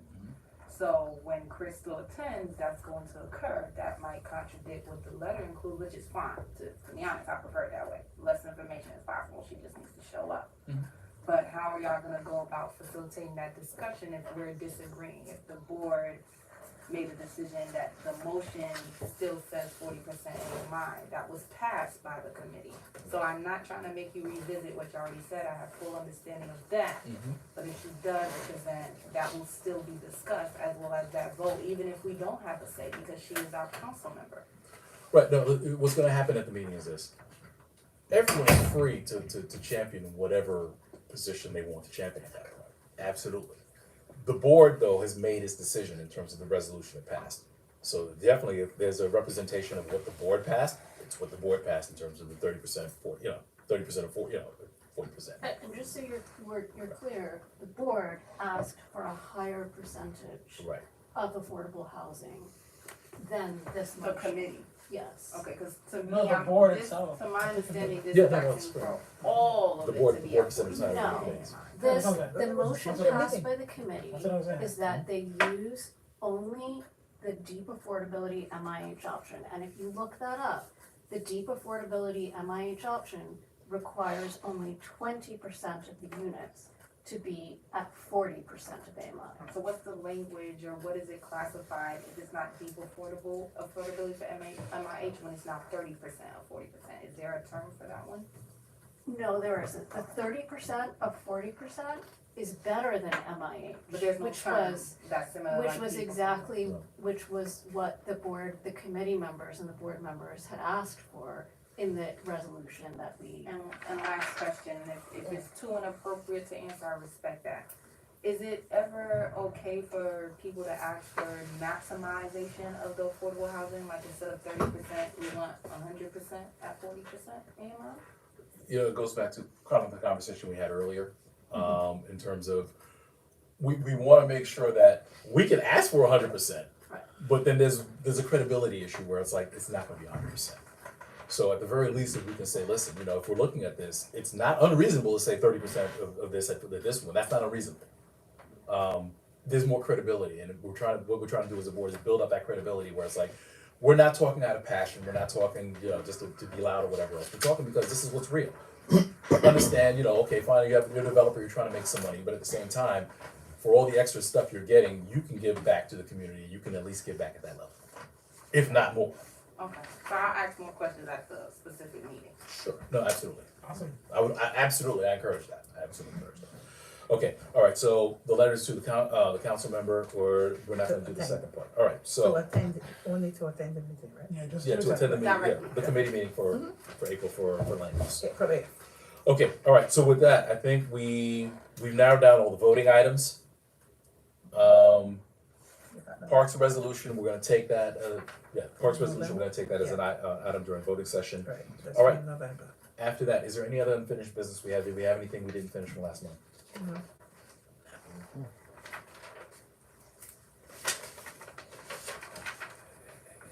Why do I take me? Hold on, I'll tell you in a minute. Got the minutes. I thought we got through everything, I thought we got to new business, and that's where we kinda got caught up in time. Yeah. I don't think we had anything on the floor that we didn't It discuss. was, we didn't do it. Member removals, let's leave that on the table, we're at March. Most of the issues are probably gonna be resolved by April, Oh, so we just leave that there. just leave it on the table. You can resign. Hmm? So, yeah, they've been resigning, so. Yeah, leave it on the table. All right, so with that, we'll just leave an item for new business. Again, I remind all the board, the officers, this is just to introduce things or just to have things that get referred to a committee. This is not the time for Not us to the start time to bring- entertaining brand new conversations. Yes, Okay? no on the motion. And you're saying that at the board, nobody could enter into new conversation? What I'm saying is that the board, it doesn't make sense to start a vote there. Here's the thing, because part of the problem that happens when you do new business, you start conversations that people aren't prepared for. Because at least if it's on the agenda, or if it went through a committee, the arguments have been made and everybody's prepared and there's minutes and there's something people can refer to. If you start something brand new in new business, we're having a whole No, conversation on the floor. I understand that, I just literally just wanted to know, so there will be no new business at the next meeting? Nah, I don't think You that's can what it bring said. up- That's not what I'm saying, I'm saying That's is, not what I said. if there's new You can bring business, up- you know, what we're asking the board members to do is refer to a committee, refer to the district office, or just say we want it as an agenda item for the next. Okay, I'm and saying it, somebody can introduce the topic Yeah. and Yeah. we make the decision, okay, Right, that's this is what a I'm asking. topic. You can bring it That up, but it's person not take gonna a get a minute. vote the same He day. said, I wanna say about that, and then we say, in order for us to deal with No, it as a we- board, I we're gonna understand. refer it first to a committee. Correct. We're not gonna engage into yes, we get it, I get it. a but for the- debate for about the sake- particular For topic. the sake of Correct. time, I fully understand that. Mhm. So will that be occurring in the public comment section where somebody could present that, or only in that new business? section? Either No, way. no, by the time we're in new business, that's the board section. Board members only. That's the business section, only board members. But people can bring up new business in the public comment, and it can Yeah, during get public referred to a comment, committee. Like, public it can say anything they wanna say. It can happen in either section. Yeah, It's so just that a, we- First time we ever had proactive. new business Let's is say, last month. example, me, I have a new business matter, I would have to speak to a board member to find out the appropriate committee and then attend that meeting first. you could do that, or you could also bring it up in public comment, and Yeah. the board will refer it to a committee No, just to itself. be proactive, that's why I said proactive, board meetings are once a month, so Correct. Yeah. housing committee committee meetings occur various times. That too. Okay, thank you, I got And my- once a month as well. Okay. Right, so, but various times, it might be before the board meeting or after, Yeah. so I might miss it. Right. Okay, all right, so then new business and then Adjournment. adjournment. All right, so did everybody get that? Want me to read it through? Well, actually, No, I think we got it. well, here's what we need to do. One need- Times. We got it. Now we I need need to. to We work got together, it. we got it. Timing. You just pick timing. All right. I have them here for this one. I mean, call to order could be like 3 minutes. We're doing that. 2 minutes. Well, I'm saying call to order including the reading of the rules of order. That could be about 3 minutes combined. We can do that. Can Roll we call. just skip that? Why do we have to read that every time? People forget what the rules of order are. Yeah. Yeah, have to. The rules of conduct, yeah, how long is that read, that's a. It's like 2 to 3 minutes. It's not too long. Yeah, you don't do that. All In right. some cases, some people project them onto the screen and let people Yeah, read it and all Yeah. that. That's a better idea. People But we forget how to didn't do do it, screen, though, you know? you be in person. If only we had a screen. What do you do on the screen, Right. be in person? That's Right. a real good Now we idea. had a screen. Let's put that Oh, in they always the have a screen at the Okay, let's auditorium, keep it. just Let's bring in keep a going. I would love projector. that actually. Right. Okay, all right, call the order is 1 minute, rules of conduct 2 minutes, that'll be the 3 Yeah, minutes that's altogether. fine. All right, the presentation, Dante, how long do we ask, is Dante, 5 to 7. 5 to 7? Give them the 7. Yeah. And they have 7 minutes another for- 7 for that. minutes for question. No. What I did tell him is he will have 5 to 7 minutes, and if there are people who he can help directly, they can go out in the hall in the back, and he can like give them the card. So they're connected directly to the Department of Finance. Okay. Okay, Okay. 7 minutes for Department of Finance. Thank you. All right, public commentary is 30. 13 minutes. Yeah, that's 30. Acknowledgements, 1 to 2, maybe yeah, yeah, okay, 2 minutes each. 1 to 2 minutes per, okay. Just really quick. Is there any way that we could ask them for like new information? Yeah, Again, I know we talked about this last time, but it's still the same Same. information Mhm. from For the, Yvette Clark's office. Yeah, for the passport. There's gotta be more information coming out of Yvette Clark's office than That's true. passport. here's the thing, part of the balance, part of the balance, here's the thing, we've seen that some of them they'll take 4 or 5 minutes if it's announcements of what they're doing. Some of them are just saying, listen, I understand the board has business to do, hi, this is the number you can reach us at if you need us. Yeah. And that, I'm here, a meet me lot of the outside. time they are flyers, they're saying, Yeah, our you flyers have flyers, there. the flyers are go here, there. Yes. this is my name, if you need to reach us directly, this is how See you me can reach outside. us. Keep it to a minute. Yep. So Keep that's what going. they've It been is doing. good to see their faces now. Yeah, and I think it's good sometimes just to- But when you got, Yeah. What face am I looking at? Brian couldn't Yeah. I mean, I don't- Okay, all right, so let's go to the business section. Roll call, Usually 3 to 5 minutes usually. Three. That's what it usually is. 4 minutes, you get in 4? Alright, turn I it go on. past I it. know. I would look up and say present, you don't gotta worry about that. There you go. I mean, All right, approval of the minutes, 2 let's minutes. give. That's 2. So, I mean, there's Three, people three, putting up cause corrections. the other one, I would probably say let's go with 3 because we have yeah, 2. cause we got Alright. 2. No, Can I suggest something for the roll call? Why don't you take because we all have to sign in. Why don't you look and see who's not here that signed in? Mhm. No, And call it that way. Yes and no, here's part of the reason why I say no, is because some people are very good, Leave, some people come. Some people leave. signed in. Sign it and leave. And Yeah, you can't do that. Yes, they did, Yeah. they You did have that, to and check made that, me make talk, sure we that had to they go, have that's to why keep we the had to do a lot quorum. of things like that. Yeah. Right. Okay. It's good for the public to hear, see you, Yeah, see because you. then if somebody notices and you don't have quorum, it leads to a All big right. quorum. Yeah. problem. Committee reports, sidewalk apps, how long you need? That's gonna be a short one. Probably 3 minutes for both of them, so 3 minutes total. Both? You sure? Oh, Yeah. two What sidewalks. about questions? I'm not gonna ask that many questions. Yeah. You don't think so? Not really. I mean, they're gonna have the designs on the paper in front of them. They're gonna see the Have you spacing. been to our meeting? Yeah. I mean, Yeah. the wow. She's a mind reader, I That's alcohol though. Yeah. Oh, I mean, No. Okay. there's No. not much you could ask No. about I- a sidewalk I cafe. would count on at least 5 minutes of Q&A for each I agree. one. Yeah. And then if you No. do better, that's great. I'm usually the person arguing for that, so okay. Yeah, 10 let's, minutes total, that's fine. yeah, let's give that and anything we get back is a gift. So that's 10 minutes, 5 for each? 15 minutes total. Oh, So you put Suki, your you getting that's a presentation. little. No, that's That's a little intense. That's a lot. That's a lot. But Listen, they're if not you even keep your presenting. presentations to 2 minutes, And 3 then, minutes for Which for I will. I mean, questions. let me get, And then we allow 3 minutes for questions. Build, I'm not even proposing okay, it. but I thought you was giving him Right. 10. You So- gonna give it 5? It's not much For for me 5 to minutes for say. each, 10 minutes. Right, because he's right, got yes, I two- got It's not much for me to say in the first place. Yep. Okay, all right, district manager's report, Dante, how long you need?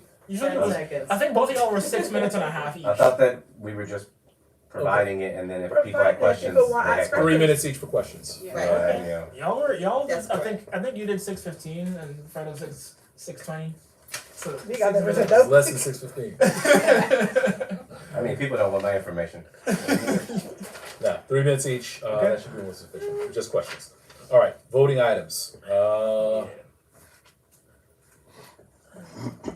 how long for each of the voting items you saying, 5? I would say 6 minutes for each of them. But the time People they get there, there on should 6 not be, there I should don't not need be. 6 minutes. I No, need, there like, should not be Right. discussion, Yeah. because you already got, But you if talk some- about but it if somebody there. has It's just awareness, a that's vote. one question, that's Well, 3 minutes well, gone. let's do No, this. it's just a vote. Let's do this. Let's do this. Okay, if it's common consent, yeah, but if Well, someone has a well, question, well, that's let's 3 do minutes this. immediately gone. 5 minutes per item, Right. 5 minutes per item, and, you know, some of them will be shorter, Ouais. and if we need to extend it, we'll extend That's it. what I usually say, so yeah. So it's 5 minutes per item. 5 minutes each. That's fine. Alright, and there are So 5 10, items, so they're 15, 20, 25 minutes there. Alright. So at 9:30 you start? No, we're 9:30, starting you're at leaving at 9:30. Okay, yeah, There we so go. So 5 minutes per item. Yeah. 25 minutes there. Alright. Then new business It's like an center. hour and a half so far we got here. Adjournment. It's like it's 90 minutes. So the key is gonna be this, we are ripping and roaring at 7 o'clock. Yes. So once we walk in, 7 o'clock, we're gaveling in, we don't need a quorum to gavel in, and we're just gonna make sure that we move through the entire program. Copy So that. as much money, as much as we can save on the front end, that gives us a little bit of time. Where my mind is.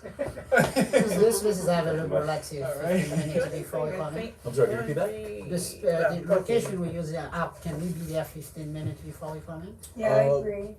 Yeah, I mean, Dante, we have access a little bit earlier, right? Maybe have 6:45. Yeah, because you have to set up I mean, part- all that stuff, so. I'll say this, part of what I've done is usually I try to give people an opportunity to get in, but we're Yeah, not gonna do people that gotta go to because work. quorum is not required. Okay, right. So we'll get started and we're gonna start right off when we. As a quick side Wait, note, wait, since we kind of jumped to having timed agendas and starting early, I think starting early is less critical since the agenda is so much more tightened up now. No, No, we should no, definitely no, start no, out. no, Start right on time. Yeah, right. So people know that the Gotta meetings get are the on habit time. going. I'm gonna be there. But I'm saying we're probably That's right. saving half an hour. And people Just are time the missing agenda. their So what? Oh, We should go fine. from early. Here's I the don't thing. wanna stay until 9:30. But Yeah, if yeah, at that's 9, I'd why. like to leave Seven at 9. o'clock. I'm just saying, I'm not That's saying what it it's can't happen. about. I'm just saying it's 7 o'clock. it's Yeah, not the it's same for fact, real. but it's 6:30 critical they now. gonna come No, and No, go. it's not, cause put we the all pressure wanna go to on. bed. Put the pressure on It's that critical people get that there I on get time. sleep. Yeah, we will gavel in at 7 o'clock. 7 o'clock. Seven Seven o'clock. o'clock. 7 o'clock. Yes. Yeah, listen, just in general, Yes. for the board members, what's critical is that you answer the roll call when that happens. That's it. So you have a little bit of grace in that one, but we need to make sure that we are moving the agenda But we along. don't go to the roll call And, till you know, 7:30. and we've seen or it, there's a couple of meetings that if we had an extra 10 or 15 minutes, we might have finished, but we started 10 or 15 minutes late, Right. and that's why we did. So we'll take advantage of that, and we'll just make sure we keep it moving. Thank you. Alright, so with that, Thank you. okay, is there any other changes that need to be made to the agenda as stated? Hearing none, do I have a motion to adopt the agenda? Moved by Mr. Almanor, do I have a second? Second it. Seconded by by second vice chair. Busy today, huh? Alright, moved, seconded, any other questions? Hearing none, is there any objection to adopting by common consent? No. Hearing none, adopted by common consent, this is the agenda for our general board meeting for March. Alright, at this time, is there any other business for the board to consider? The Yes, executive time to consent. go home. Hearing no other business, I feel like y'all do whatever you we have do. completed the agenda, we stand adjourned. Madam Secretary, please note, item 9:56. I was still by now, they would have put us out. Oh!